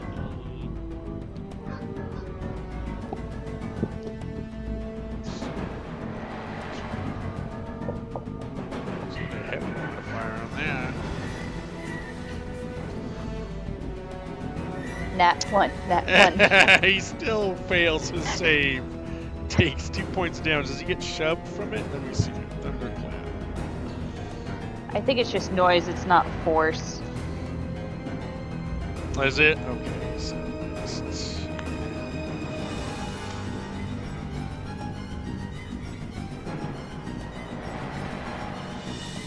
It's just a very loud noise that creatures up from 100 feet away could hear.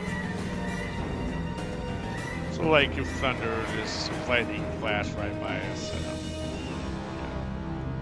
the thunder falls with it. Does it? That's weird.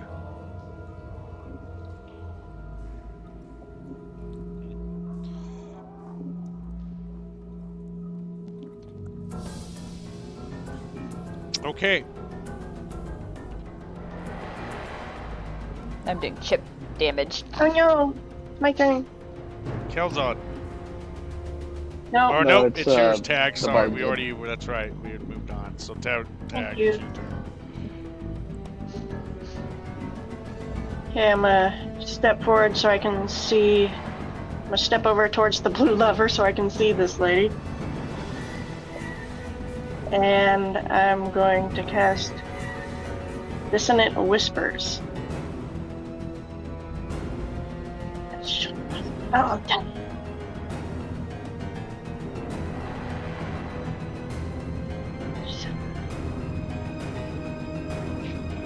Alright.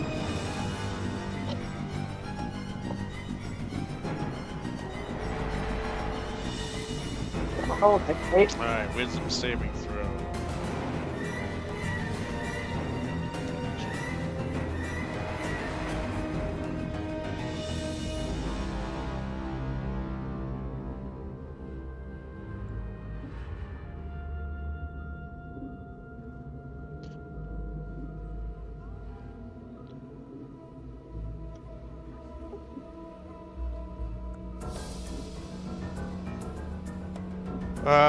So it's the Distant Whisper does not seem to have effect on her. She must have saved on her saving throw. Oh.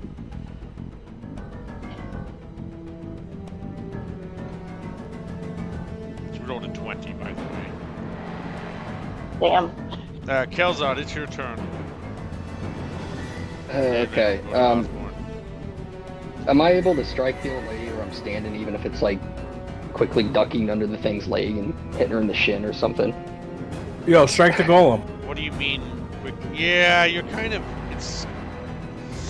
It's obscured by this wall piece right here. I mean, you can see her, but Okay, that's fair. I'll let you do it. Go ahead if you want. I guess you. Well, I say golem- hit the golem because I can infuse your attacks with fire. Oh, fuck, yes, hit the goal.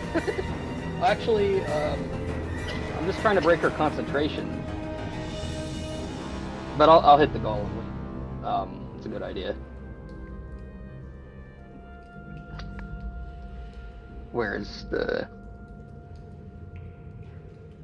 Fuck. There it is. There's one. Oh my god. Well, I missed. Well, you gotta hit it and for it to work. Yeah, I'll do my second attack. Oh my god. Does that Alright, hit? so say the first thing we need to do is roll a D100 for your crit fail. Start with that. 48. Okay. Don't punch me, please. I just look at Sabrina. Plonk. I would like to keep my cube up. 48, you said? Yeah. Yep. So somehow you completely missed. Lose control of your bowels. You missed. You lose your balance. Your head smacks the side of the wall, and you fall knocked out unconscious. What? Oh god. Oh, well. That goes Kelzad. I can't even use a Kai point, can I? And the other attack didn't work. No, because it happened right when you crit failed. So your second attack didn't happen because you were unconscious. So That's you brutal. are prone, and you are prone and knocked out. So. It's usually just like you missed your attack, or you. Well, I wanted to no. get It's like, no, we wanted you're- to get more detail because I kept breaking Kevin's bows and he kept getting pissed. So Yeah. we decided to change it up a little bit Oh here my with God. on the chart. Oh. That ends your turn, so we're on to Osborne. All right, Osborne will take a shot, At the and then it's flesh minus golem. 1d4. Yeah. Yeah, minus 1d4.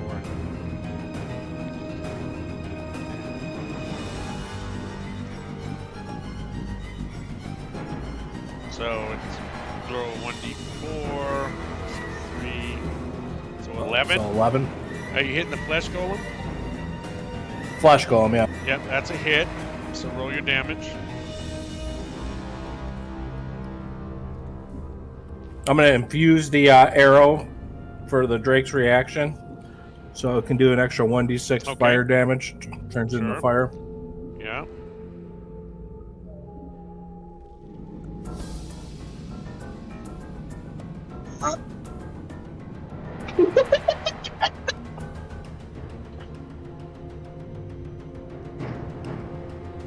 So that's 14 damage. That is 13 damage, 13 damage.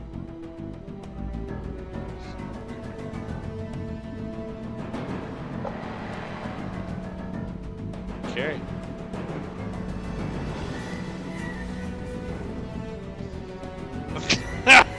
What the? That's perfect, Joseph. My delicate constitution. Oh. Alright, that's awesome. Okay, let's see. So it takes the bolt on the flaming bolts, takes the damage from it. Classic. Okay, that ends your turn, Osborne.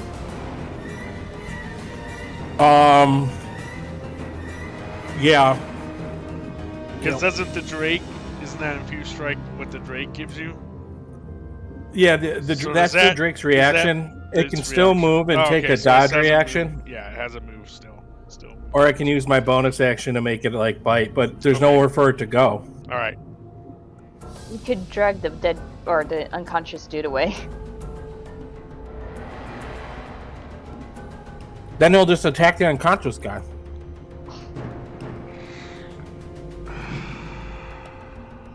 I got some decisions to make here with this flesh golem.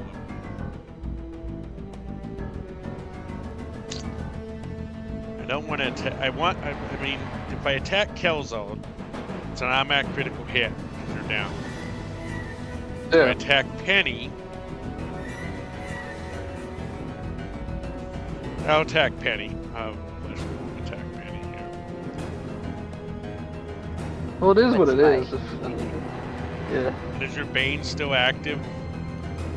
Yeah, Okay, so let's- I have not used another concentration. yes, let me roll D4.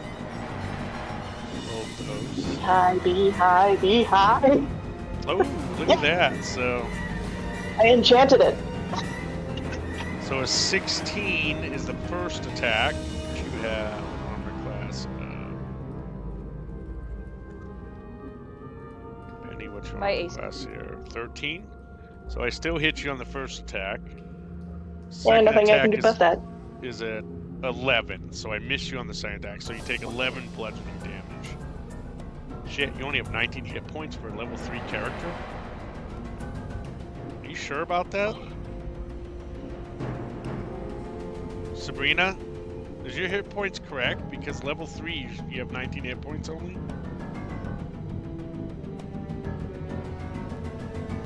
Same with you, Did you take the top Con. feet too? I mean, I'm at 24. So, okay. If those are what you guys have for hit points, it seemed low for level 3, but That's- okay. I'm I going don't with know. it. That's what they were. Okay.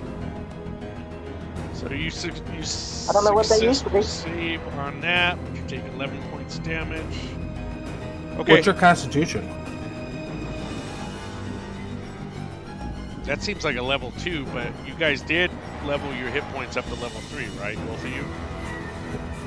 Yeah. Okay. I got a constitution of 16. Oh, you guys only roll 1d6, right? My Or is it 1d8? What is your We're for a bards, bard? D8. I thought it's a 1d8 for a bard, isn't it? So, yeah. So You must have essentially, you rolled rolled a poorly, 1 or a guys. 2, or like, yeah. Well, remember, if you guys are rolling a 1 or a 2, you just take the average. You guys I have been don't doing think that, right? I think that's what we did. Okay. I'm just want to make sure that you're not cheating you guys. Because at level 1, you have 10 hit points. At level 2, you're automatically at 12. The lowest you could have got is 13. Right. So the lowest you can possibly have is 18, and you have 19. Something tells me you rolled a 1 or a 2. Yeah, which means if you did roll a 1, you should have took the average. So, I don't know. We'll go with it, but I just didn't want you guys to cheat yourselves out of hit points. Just keep that in mind. If you're rolling your hit points and you roll a 1, just take the average. Okay, so concentration save on that. That ends the golems.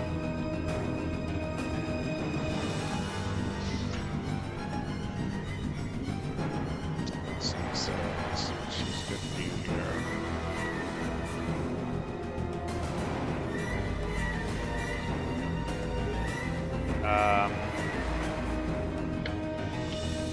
She is going to fire I can't off see that. Big man. I can't see that far back on the chat log. You know what? This week I'll go through because I can look at the chat history, and I'll go through the chat Yeah, history to make sure you guys are. furthest back I can go on the chat log is me rolling stats for one of my backup characters and the druid. I can go all the way had back to. to where I first made Okay. the game. So of this You had to- game, so I can go all the way A back. 1 and a 2 is the only way you can get the hit points you have. It's the only possible way. Yeah, he's right. But even if you rolled a 1, you should have took the average, which was what, 5, 4, something like that. So Yeah, so you should add like I at least did that. 3 or 4. So I'll go back on this week and I'll check the chat log for you guys to see where you guys went with when you rolled that. Okay.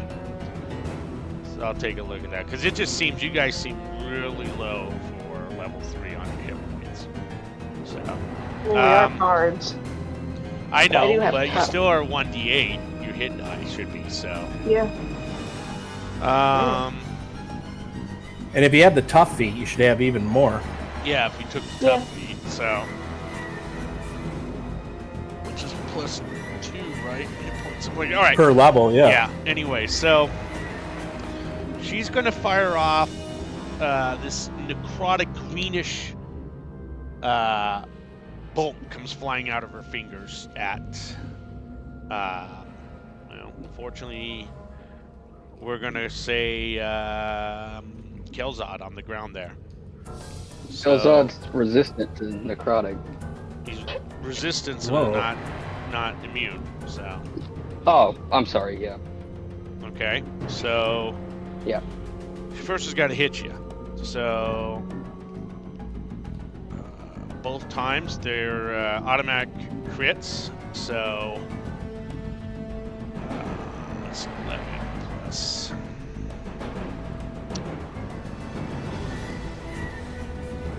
So this will be 2d10.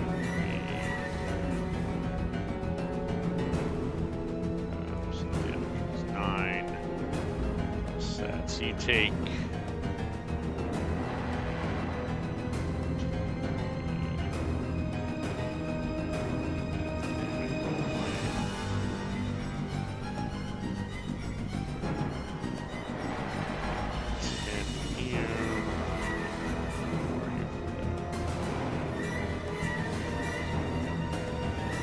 Okay, so you take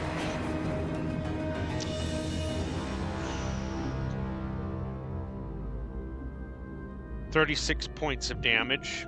So you are now. Oh, he's dead. Well, you're not dead. You're dying. You're right. Okay, so. Oh. Oops. Sorry, I already put an X on you.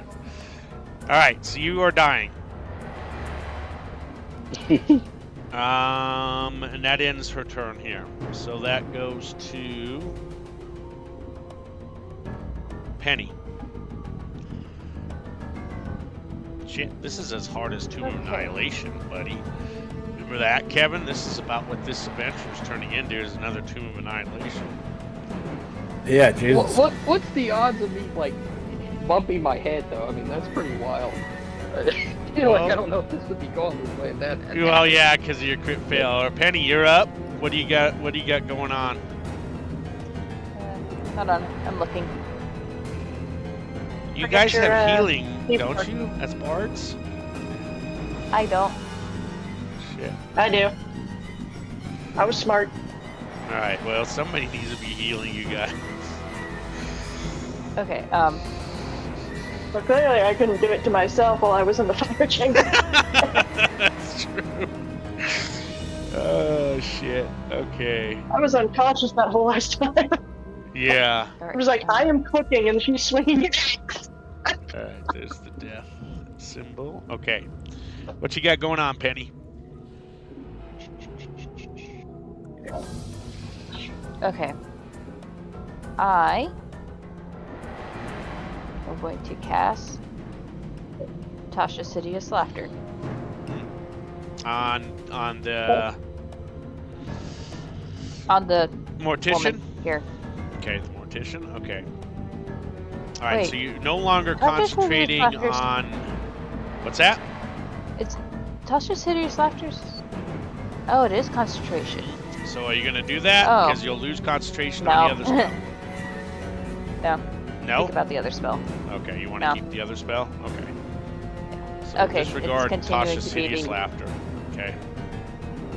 Okay, it's still gonna be the apple pie smell. All right. So we need a.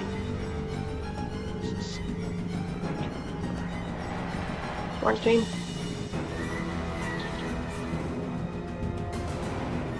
Wisdom save. Okay, 14 is the DC.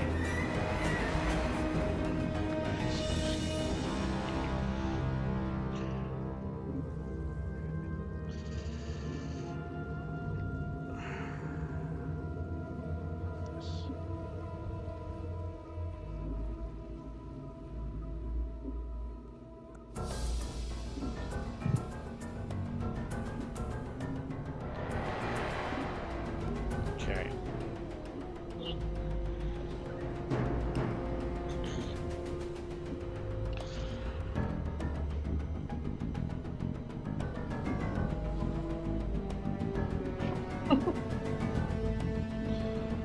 Did the mic pick that up? Did you toot? No, that was my neck. Oh. It did. Okay. So, the mortician is like, all of a sudden her whole facial expression changes towards you, Penny, and she has been charmed by you. However, Okay. the flesh golem is immune to your charming capabilities and has total animus towards you. So he is not charmed. Okay. It's Just gonna towards hurt, the but I'm end gonna. of your turn. She's charmed. I'm gonna back away. I'm gonna take the attack of opportunity. So is the thing just laughing? No, it's just No, charmed. No. She's charmed by her personality. Ignore the hideous laughter. Yeah, we ignore that. As you walk away, obviously the flesh golem gets an attack of opportunity. And so it will make one slam against you. And 24 hits you, so you take 16 I'm points of down. piercing damage. So as you're moving away, you drop to the ground, unconscious and dying. But you're still concentrating. Is this thing on? Is he? We gotta light this guy on fire. So, actually, you're unconscious. Nothing. You can't do anything. I don't know why it rolled for you automatically. That's funny. So you are down. What was that, Kevin? I didn't catch that. What'd you say? On fires? Who's on fire? Is the golem on fire or no? From the last attacks. Yeah, he's burning, but it's just a small amount of burn on him. He's. Let's see. So. Trying to see, is there any oil in a Dungeoneer's bag? There is no. Let's put this in here.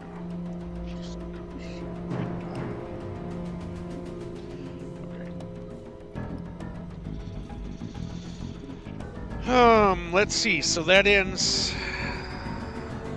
Nope. Penny's turn.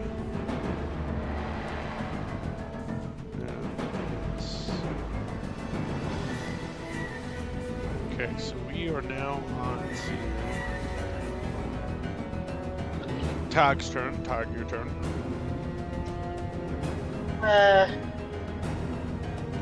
Cast healing words and shout at our German friend. Get up, you punchy schnitzel. All right. So We just know each other's name, so I'm coming up with weird shit. you add 8 hit points to yourself. You are conscious, yet prone. And so let me get rid of your tags here. Oh God. You punchy schnitzel. That's a good one. Who Okay, is so you're still that? prone. Fucking- You have movement left, Tagu. You staying? Yeah, I'm staying right here. All right, So I Kelzad. will use my. What? I was. I've been forgetting to use my bonus action. Okay. I'm gonna whistle a little ditty in our short friend's ear and give him bardic inspiration. To the halfling? Yeah. Alright, so the halfling has bardic inspiration.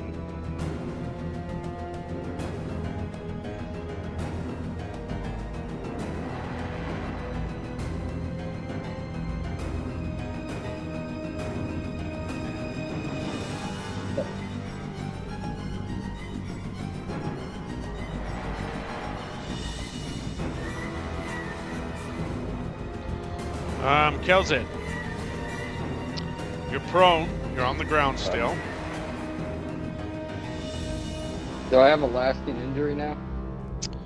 You certainly do. Roll me a d20. Get my last boy. injury. 9.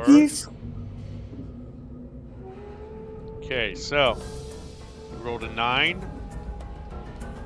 Right. So you have an internal injury. You have a disadvantage on Constitution saving throws and checks.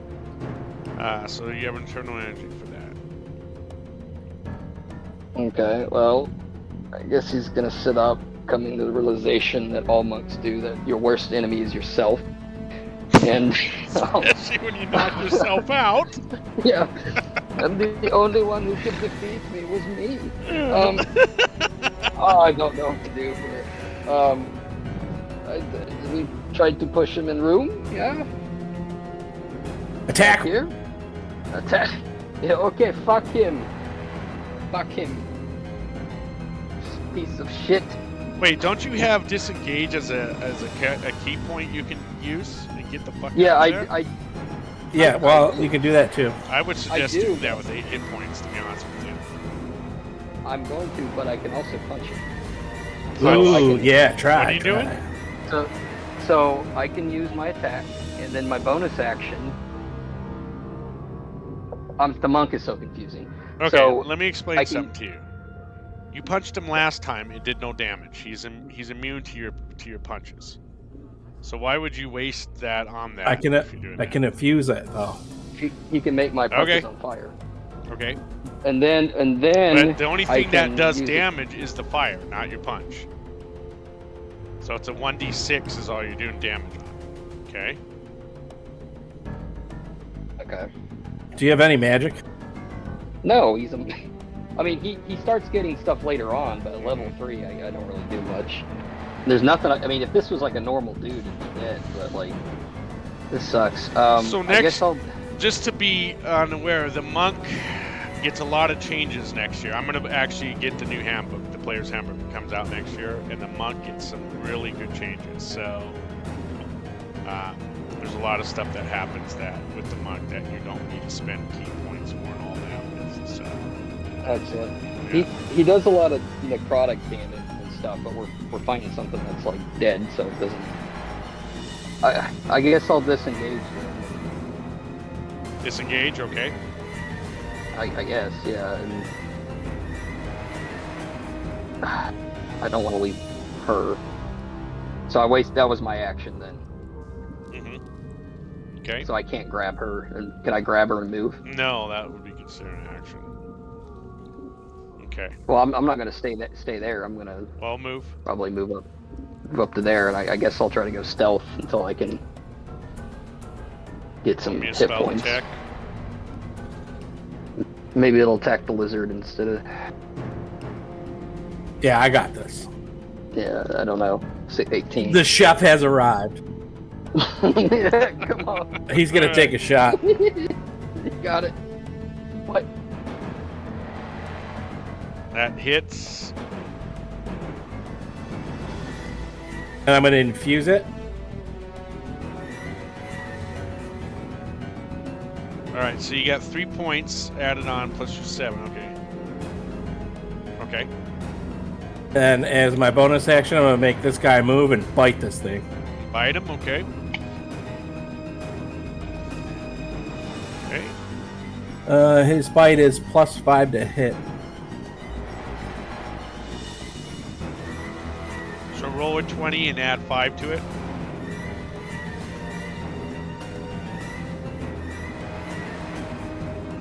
At 20.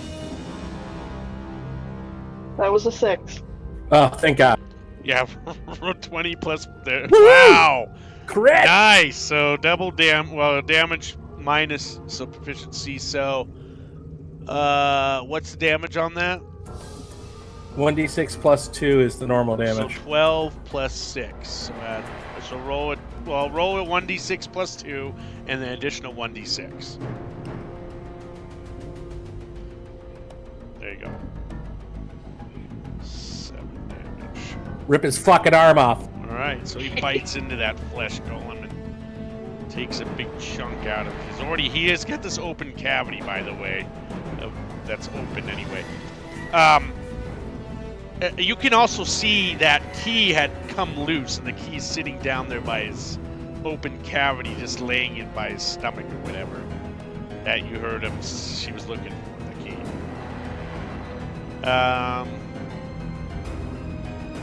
Okay, so that ends your turn, Osborne. Yep. Aren't you gonna attack, or just your monster? Oh, I did. Okay. Never mind. Alright, so that brings up to Flesh Golem. So he's going to attack the Drake. He's going to slam the Drake twice. And then he's going to roll his 1d4s. Yeah, first one hits. Yep, so only the first one hits for 13 bludgeoning damage.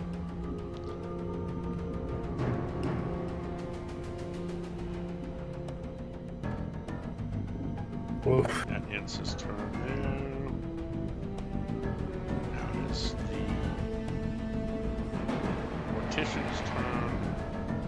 The only thing she really has going for her, she's going to attack the Drake.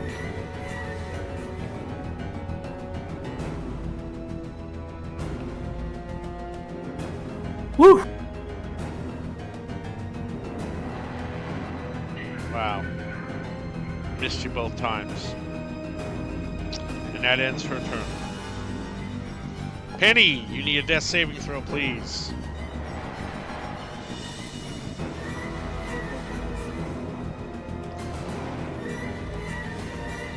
Where is it? There it is.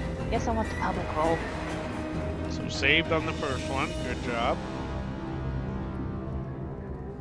Okay. Tig, your turn. Have to do fucking dividends. Get up, giggle tits. Giggle tits. Wakey, wakey. Giggle tits. Fucking GT, get up. Alright, so you have 7 and no longer fucking giggle tits and no longer fucking dying on us, but you are prone. Alright, Tag, what are you doing? You just staying there? I don't know if I can inspire multiple people at once, or if he used it. I don't. Did you use the? No, I Did you don't use think the he did Bardic not No. use his Bardic Inspiration. Okay. I don't know if I can inspire multiple people at once. Why can't you? Yes, you can. It's not a concentration. Okay. So most certainly can. Okay, I'm gonna give Punchy some inspiration. The Punchy Schnitzel. Yeah. Oh. Ram your head into the wall. Yeah, Yeah. there's your inspiration. I'm gonna take off with my boots and just put them right in the ceiling and maybe that's what happened. They malfunctioned and I like ran into the wall. Alright, Kelzad. You with your inspiration and 8 hit points. What are you doing? Well, I'm going to look at this little guy here, and I'm going to say, I'm over this. Let's get out of here. Maybe I should get this key, and we should just run. No? How's that flesh golem look? Pretty beat up, but not. I mean, it's still standing and still looks pretty strong. Yo, why don't you light a torch? Well, I can come smack it with a goddamn torch or something. Because I'm dying. Okay. You got any oil on you? He's a monk. He's like, they don't have anything. Maybe he's probably got a torch. Yeah, he does. He's got a torch. Do you got a flask of oil or anything on like engineering pack or anything you have? Dungeons pack. Oh shit! Don't die again. No, not. It's not in the Dungeoneer's pack. I wish. No, I don't have. I have a faction manifesto. I wasn't I a part of this faction? I thought that was the thing with this guy. Like he had the lantern and everything. I've got that lantern. Yeah. Well, there's oil in the lantern. Smash that lantern on him. It's a ghost lantern. You're supposed to put it's not that kind of lantern. Oh god. Son of a.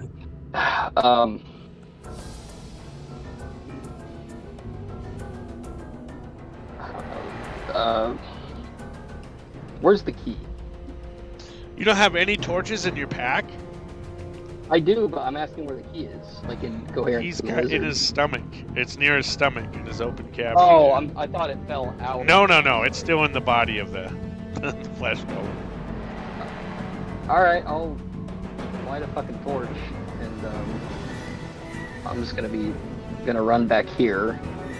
I'm gonna take a swing with the torch. What do I use for that? So it'll be 20 plus your strength mod, but not proficient because it's an improvised weapon, and it'll be a 1d6 for damage. Okay, it said I can use my dexterity instead of strength for rolls. So use your dexterity as your. So it'll be your mod plus 20, no proficiency added to it. So it's Did you seriously just roll a 7? Yeah. And then what's your mod? 11. 4, so it's 11. Okay, it hits. That's a hit. And then 1d6 so you hit, damage. and it's a 1d6.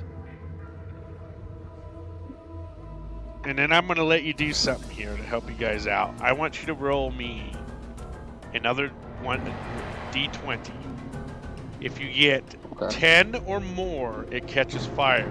If you get 10 or 9 or less, it does not catch fire, the flesh golem. Okay. It catches fire.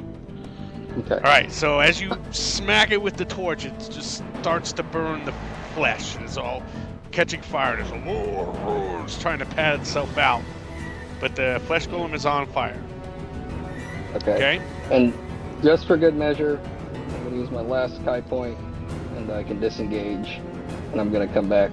I guess, well, that's not a good idea. Yeah, I'll stand right there.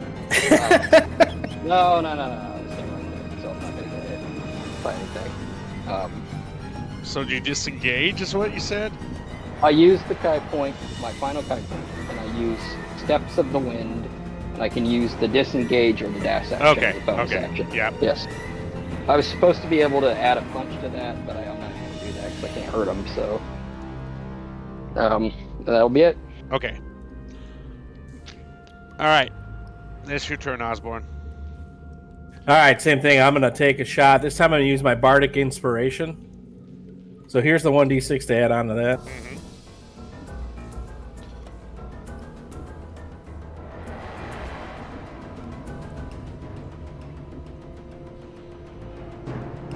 It's a hit.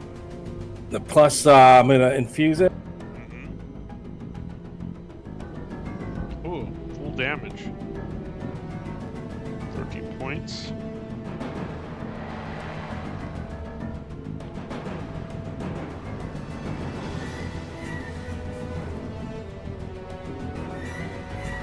Alright, and then I forgot to add 2. Okay. All right. That ends Osborne's turn. Flesh Golem is going to. I'm gonna no, and then I'm gonna bite him too if I. Oh yeah, it's still part of if your he's turn. not So dead. yeah, you can bite him.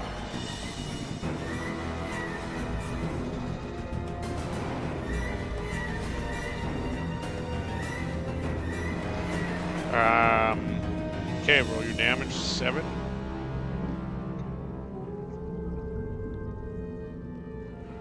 Bite him right in the dick.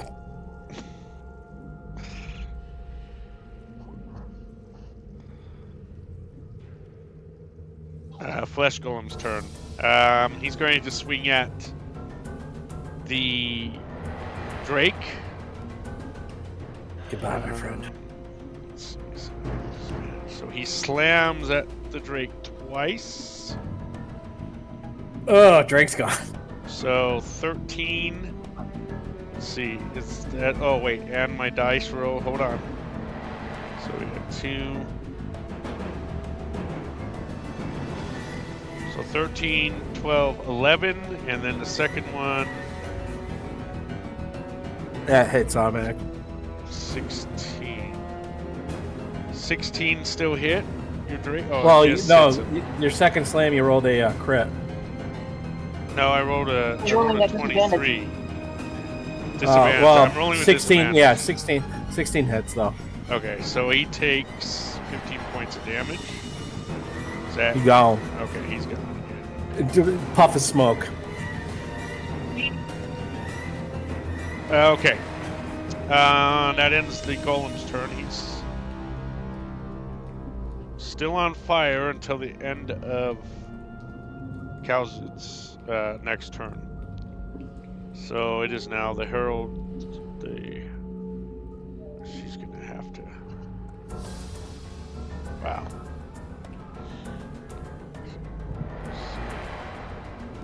Here. And she's not going to do anything to Penny because she's. Well, no, she's not charmed. You're up, right? She's no longer charmed. No, I haven't got a 'cause chance you to stand fell, up. though, in combat. Yeah, I'm prone. So she's not charmed anymore. Take that off.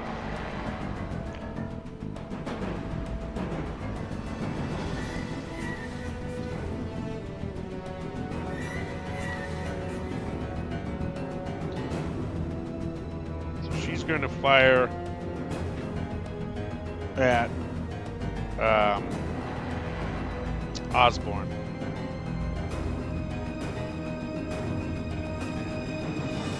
Or necrotic surge.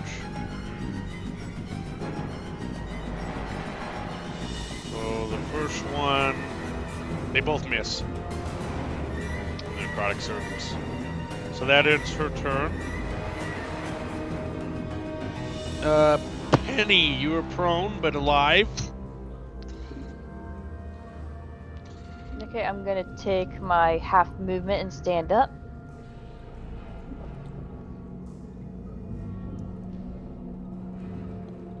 I'm gonna look at this lady and I'm gonna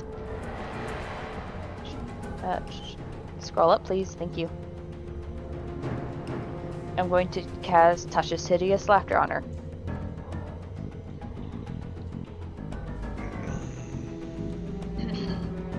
And I'm going to Wisdom say, saving throw. Yeah. okay, I'm listening. going to say, did you hear about the bard who became the farmer?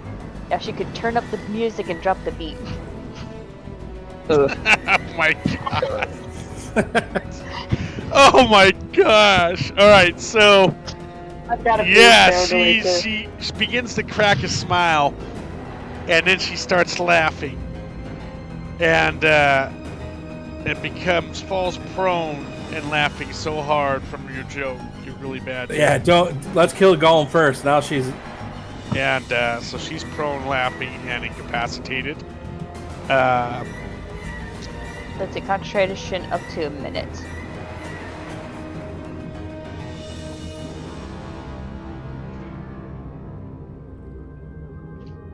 Wisdom saving throw after the end of turn or takes damage. So, what are you doing? That's the end of your turn? I'm going to take the rest of my movement, take 2 steps back.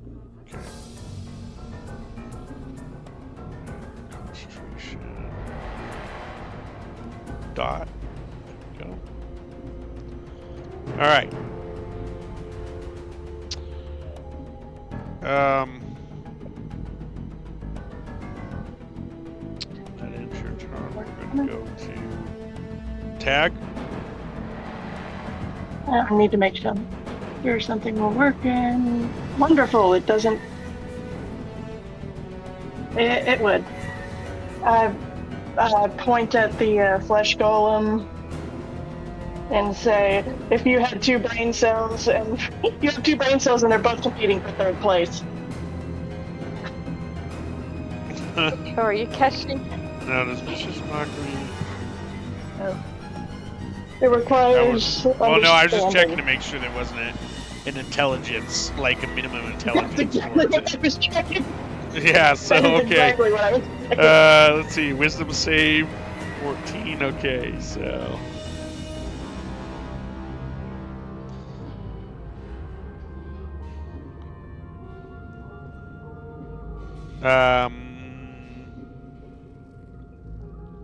It saves.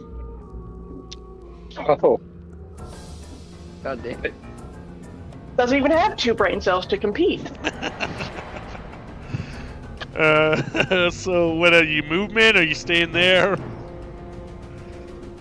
I'm creep back 5 feet. Okay. I still want to keep a good eye on my party. Yep. Kelzad.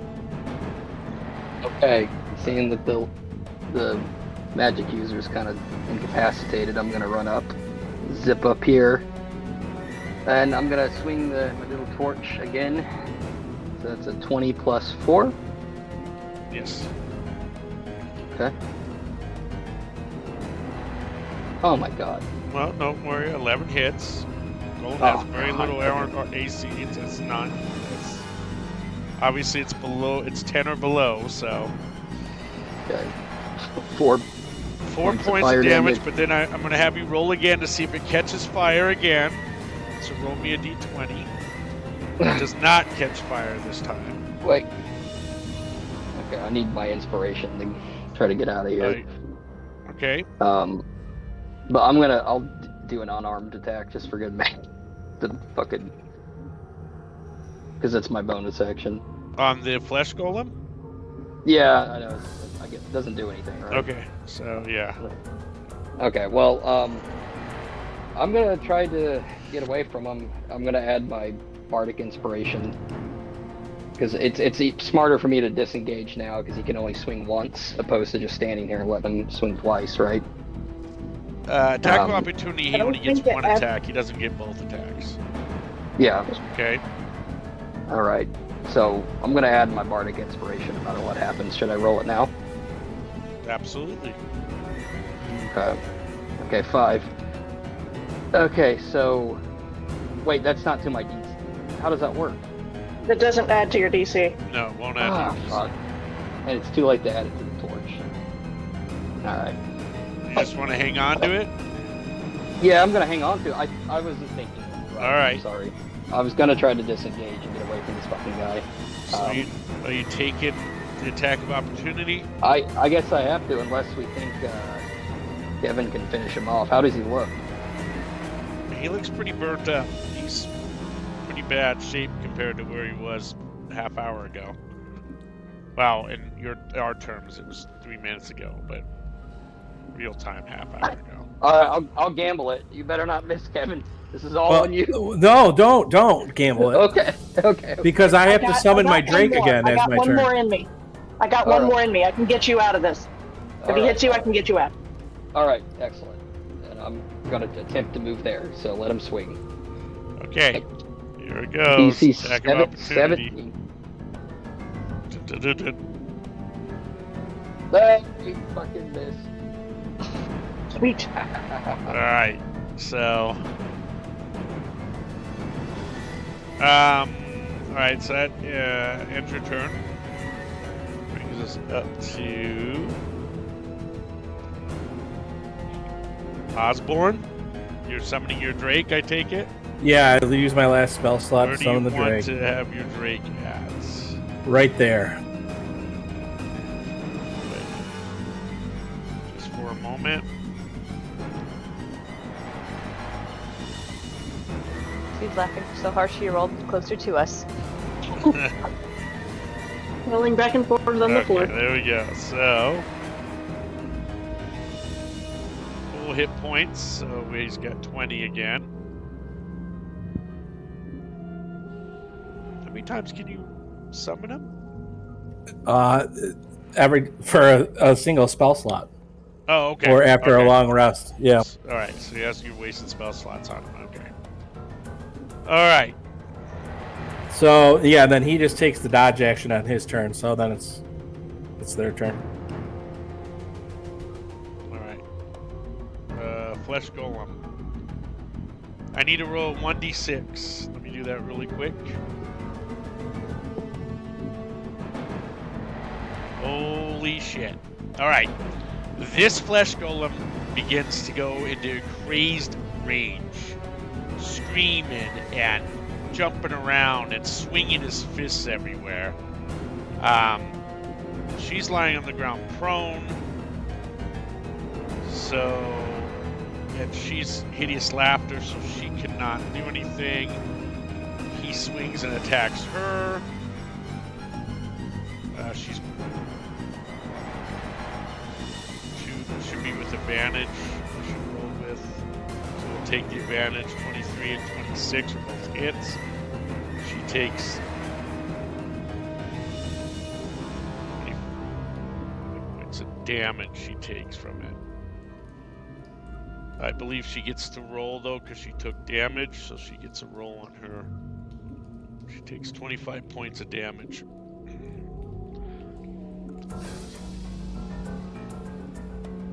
She gets to roll twice. Yeah. 25. Okay. If I can keep thinking of the fight, I think we'll be okay. All right. So, let me get her on her rolls here. So.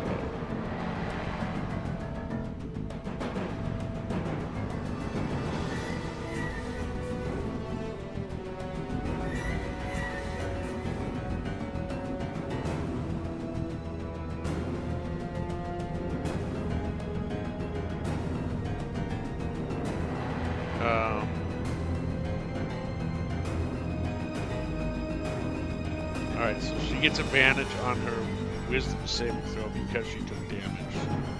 So, this here.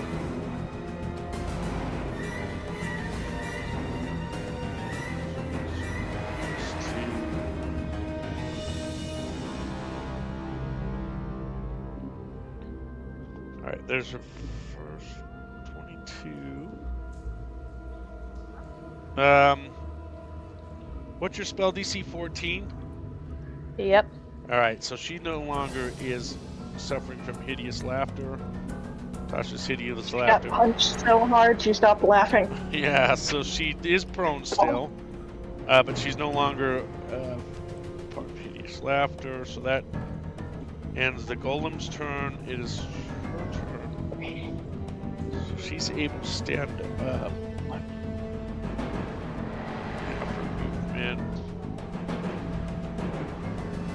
She's not going to attack. In fact, her turn is to try to calm the flesh golem down.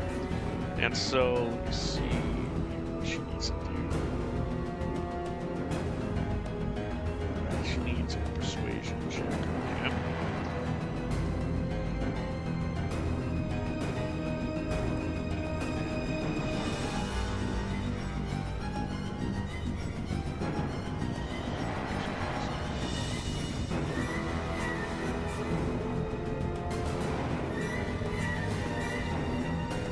And she begins to calm the flesh golem down. So, he is no longer berserking. And that ends her turn. It is now Penny's turn. I am going to cast Tasha's Hideous Laughter again on the woman. Yeah. Way to go, Giggles! So, what joke are you going to tell her this time? Why did the vampire fall in love with the wizard? Because the wizard was a necromancer. And she falls prone again, laughing, trying to hold her wax jaw in place. And she's prone again and laughing from Tasha's hideous laughter. All right, that ends your turn. Yeah. Okay.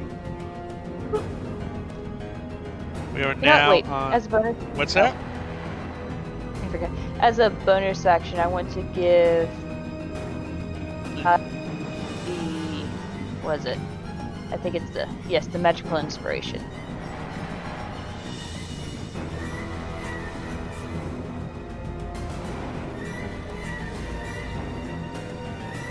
Okay.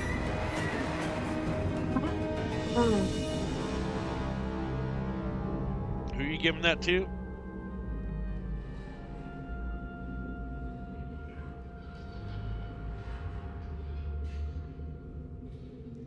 Mike didn't pick you up.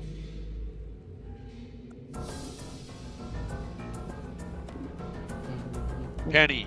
Who's getting the magical inspiration? Tig. Sorry, my Okay. mic cut out, or my headset All right. disconnected itself.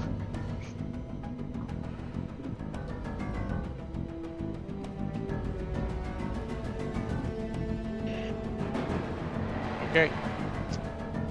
Tag, you're up.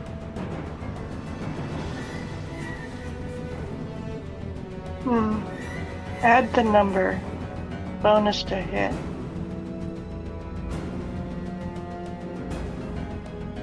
So you roll another 1d6 on top of what you heal. And that Or has the- damage. Or damage, yeah. Would that work? Vicious mortuary? Because about the only damaging spell I got. Right now. Because I ain't using Dissonant Whispers right now.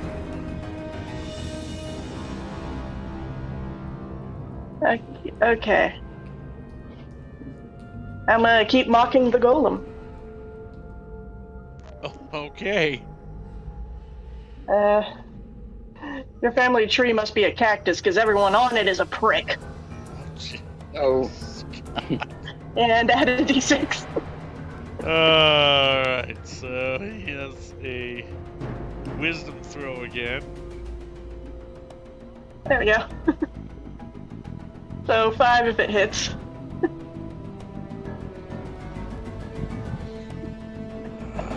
I love you.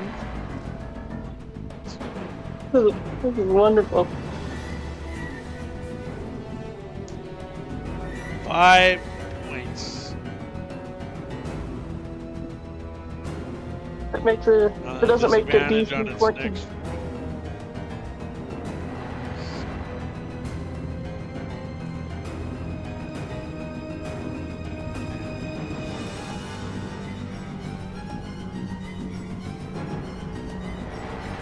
Okay.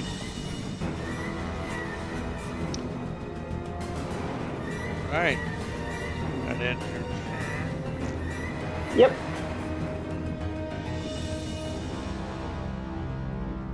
Kelzad. so this guy, he's got disadvantage on his attack. Okay. I guess Jack, I'm gonna try to. the flesh golem does. She's Yes. on the ground with On hideous the floor. laughter on the floor.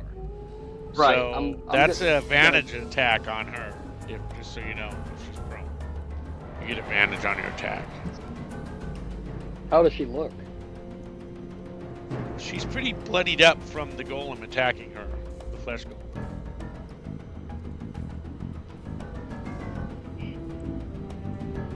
Damn it.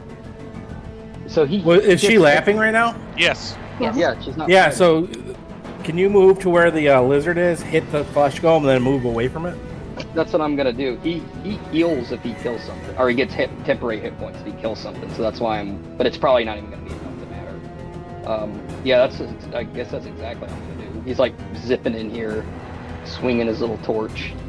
Of all the things we could have fought, Or can you go here I can. Yes. and then just stay there? Because Okay. either I take it down or we all die. Yeah. Okay. I got an endless supply of insults. Oh my god, I want to add. I'm gonna That add is and a you're- miss, unfortunately. bardic inspiration. Bardic Oh, you inspiration. okay? 1d6. That is a No! That is a hit. hit. Yeah. Okay, and then I roll my 1d6. Oh my god. Which is a What are you 1. burning his fucking toenail off? Now, Yeah. Now listen to me. You roll your d20. See if he catches Oh my fire. Oh, that. Okay. I thought I had to. Yeah. Okay. D20, Yeah, you hit your head again. 13. So he does catch fire again. So he is on fire again. So, what now? Question rule. Uh huh. And if I touch her, she can get up, right? Yeah, don't hit her. 'cause All then right, she all can- right. Yeah, it'll break Natasha's hit. Well, she gets a wisdom save with advantage, or a constitution save with advantage. But All right. I'm gonna hold my, like my torch out in front of me and just kind of look at this lizard next to me, like it's you and me to the end.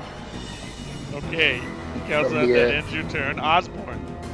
All right, I'm gonna use my bardic inspiration and take a shot.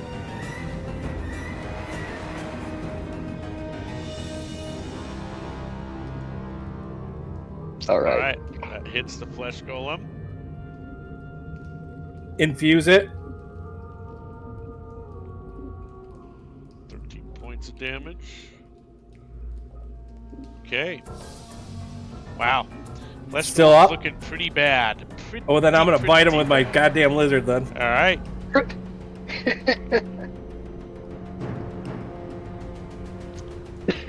The lizard finishes him off. Come on. Definitely a hit. Bite his knee off. All right. Tell us how he died as he chunks into him. Oh, the lizard just bites him right in half. Now you can see the key like dangling in the Yeah. lizard's mouth. Okay. Yep, so it's just hanging off one of his teeth. That's fucking hideous. It acts like a dog too. And by the way, this time the lizard is not. It's not a red lizard with green stripes. It's a green lizard with red stripes. Okay. Okay. Alright, so the flesh golem falls to the ground as a slump of skin. A lot of the entrails and organs and stuff fall out of his open body cavity that was there. He is dead. That leaves the mortician on the ground there laughing. And that ends Osborne's turn. The flesh golem is dead. She can roll for it's on her turn. So.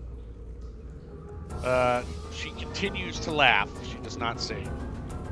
Oh yes. Can you just break your fucking neck, man? Yeah, just all. Just go to sleep. Go to sleep. Yeah. Put my fist like it's time.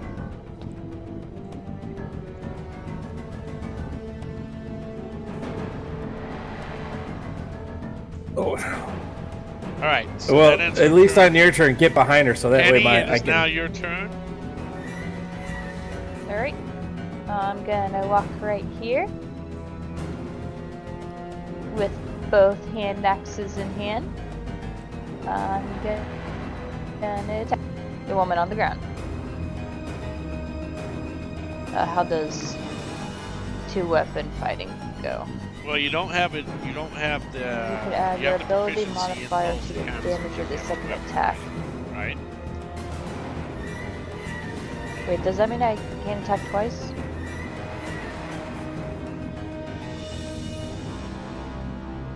Hello? What's that? Ah.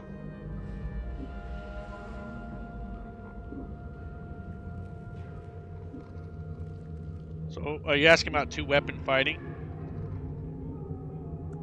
I lost her again, I think.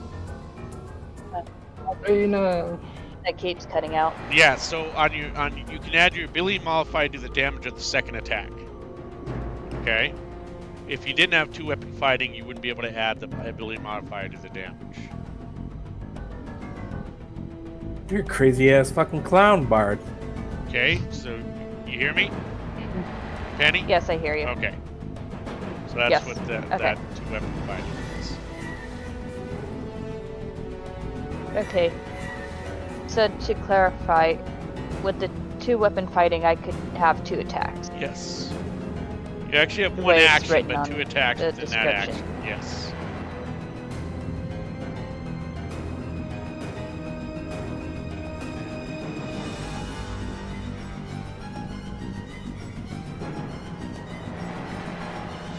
Hello? Yes. Ah, shit. What's wrong with you? What's wrong? Your mic keeps going out? Uh-oh. Lost her again. Swing those axes! Yeah, just swing it. Just swing I both think times. And add on your second attack, which would be your left hand probably, add your modifier with that for the attack and damage, okay? Okay.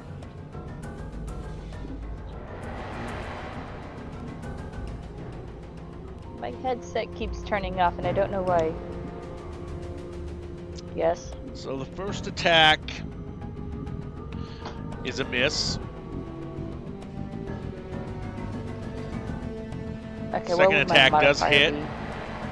So roll your damage.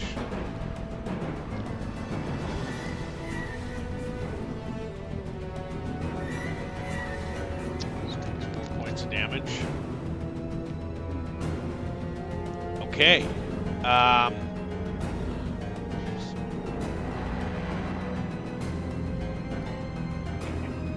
we go. And she'll get a wisdom saving throw with advantage since you attacked her. That ends your turn. Tag. I've got something for that. I'm gonna use my bonus action first to do some unsettling words and give her a form of bardic inspiration. The worst kind. So I'm essentially trying to knock down that advantage a little bit. Okay. And So basically, it's going to vicious take mockery. whatever 1d6 is off of whatever you Yeah. roll 1d6 of. Yep. Gotcha. Yeah, there's a chance that'll keep her from getting back up. Yep. So I'm doing it. Okay. And vicious mockery again. Oh no, wait! I just wish you were. Hello.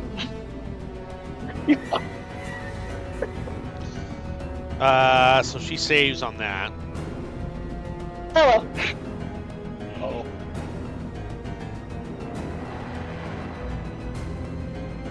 Kelzad. Alright. It's time to take this old lady to fucking Pound Town. I'm gonna get on top of this flesh skull and start kicking the shit out of her. Okay. Let's You see that monk fucking in action bitch. finally, Yeah. I get without advantage. knocking yourself out.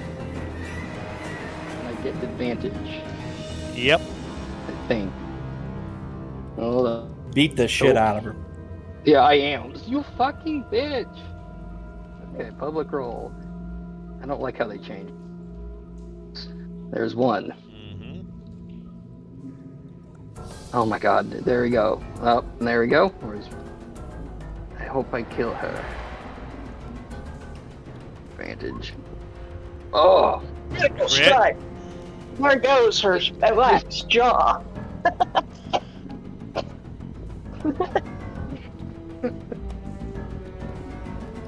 She disappeared. You smacked her into another dimension. Right into the. Hold on. Everything's good. We're good. Okay. So you got 7. Did you roll any worse? Okay.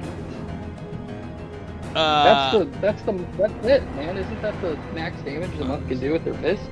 No, but you had a crit, so it should have been that Oh. 1d4 you rolled a 1, so Oh. that's what happened. All right. So that's it. Roll me a D100. Wait, hold on. You might be able to do something with that crit. Roll me a D100. 43. 43. Is that what I rolled before? What's that? I think I rolled a 43 earlier too. Oh, that was on the failure table. Yeah, it's Yeah. on the It's good all side of the balanced. table. Everything is balanced.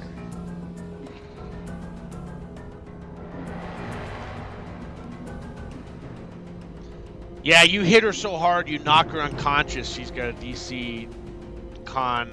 She's got to throw a con to wake back up on her next turn, so she's unconscious now. So the tables have turned at last. so she's unconscious and prone. That ends your turn. Osborne, come on, you got advantage on the attack. And if you hit her, it's a crit. It's an automatic crit because she's unconscious.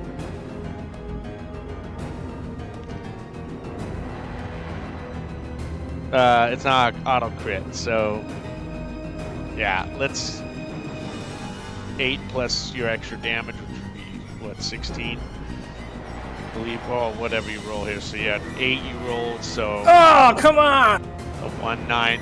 Tell us how she died. Doesn't matter. She's dead. Oh, right in the fucking forehead. Thump. Yeah.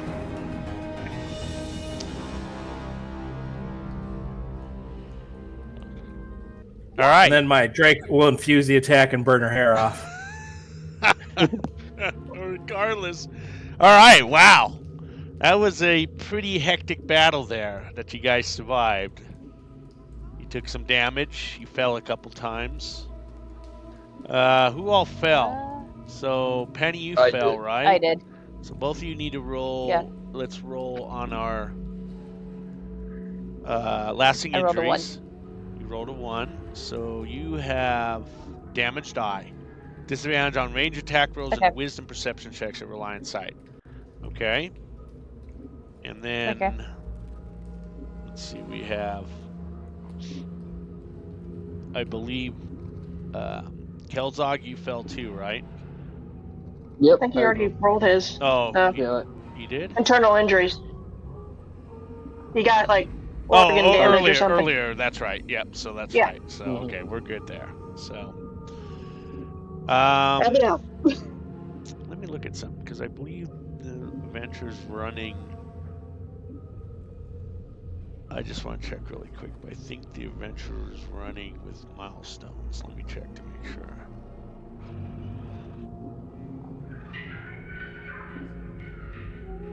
It's just of all the things we could have fought is like the one. Yes, so we're doing milestones in this adventure, so no XP required, okay? We got you. Okay, so.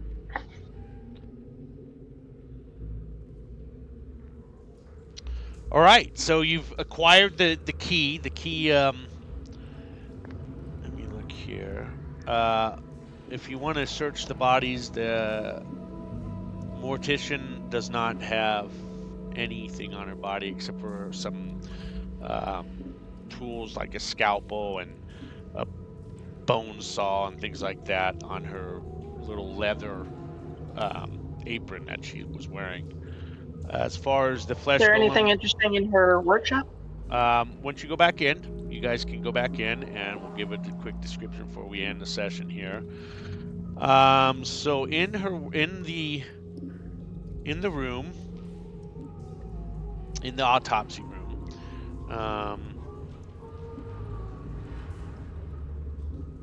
there's a chest near this side right here. Let me show you where the chest is at.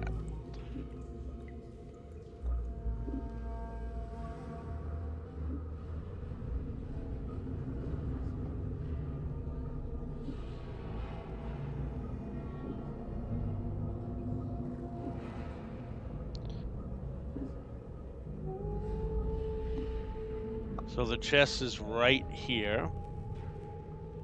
Okay.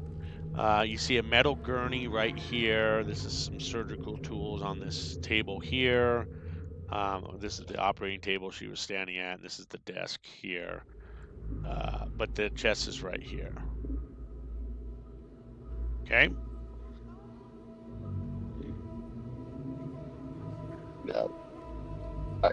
I have no need for worldly possessions. But I'll look Well, anyways. if I die, no one heals. So I'll go up and kick the Got one more in me. use my foot, try to knock the chest open with my foot. What now? I'm trying to open the chest with my foot, It's locked. like just kick it open. Oh The no! chest It's is locked. locked. Oh, go and get someone. Go. Okay. Try the key. Oh, the key. Where's the I'm sorry, my headset disconnected again. Was there a desk or something in Yes, this room? there's a desk here, Yeah. right here. I want to go over to the desk and see if there's any like paperwork or something. There is. There's like a lot of like anatomy paperwork, drawings, and things like that.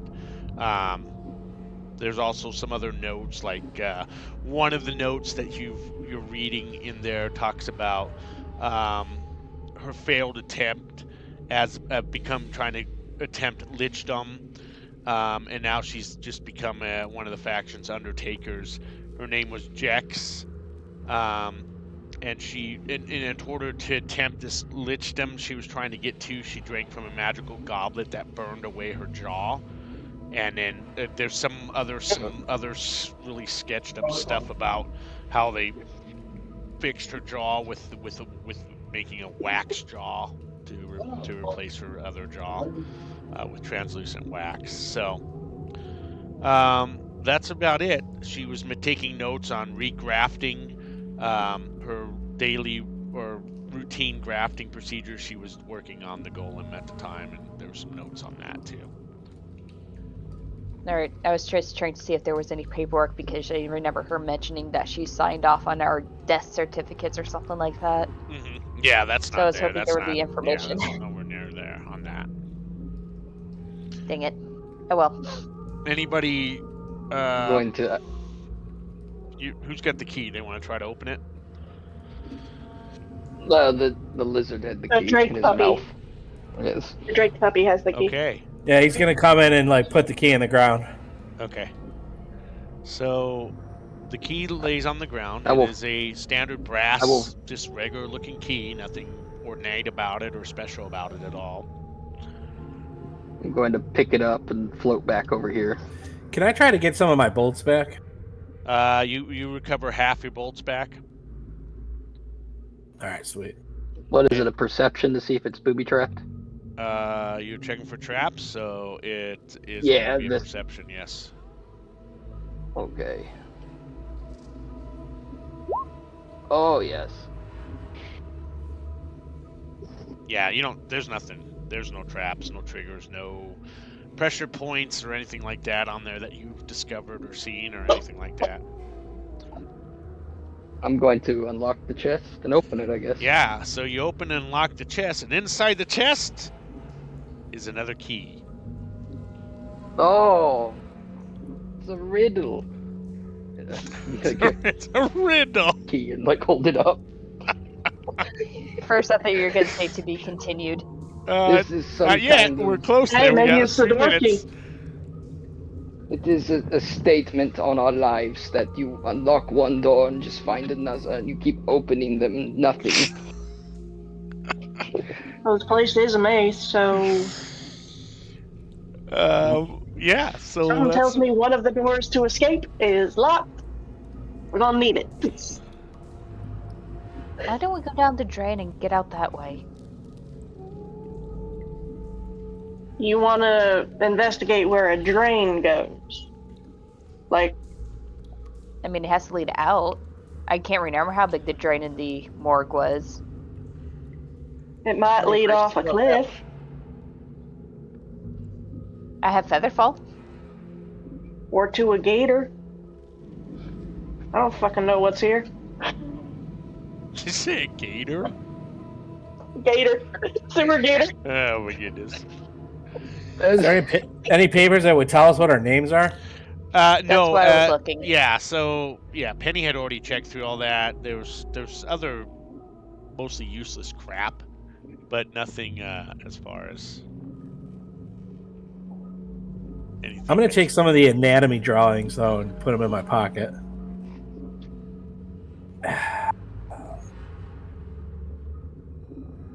Okay, What's over on this table? which one? That's the body. That's another body that needs to be worked on, or was going to be worked on. Not no more, but was. I'm gonna take a peek under the sheets Yeah, and see what it is. it is another golem, another flesh golem under there. It's Boogie. Not obviously not active. So I'm gonna take my wand and prod it in the face to make sure it's dead. you prod it, and as you're doing it, it fires off, and this smile appears on the golem's face. And we're gonna end it there. That's where we'll end our session for the night. And we'll pick this back up the 8th of January. So we're gonna take our break, and we'll come back it should be a Monday, which is the 8th of January. Okay. Okay. So if I don't talk to you guys in Discord, which I'm sure I will, everybody have a Merry Christmas, Happy Hanukkah, and Happy New Year. But I'm sure I'll talk to you guys in chat before then. Oh yeah, we got memes. So We got memes yep. for days. Yeah, absolutely. So I will say before we go, I was really missing the scorching rays this session. Right? I was Those are missing always you useful. doing any spell stuff. I don't have any fire spells. I need to fix that. People hate that spell, but I say it's good. I mean, even in the Baldur's Gate game, it's like super good. But yeah, that Baldur's was Gate fun.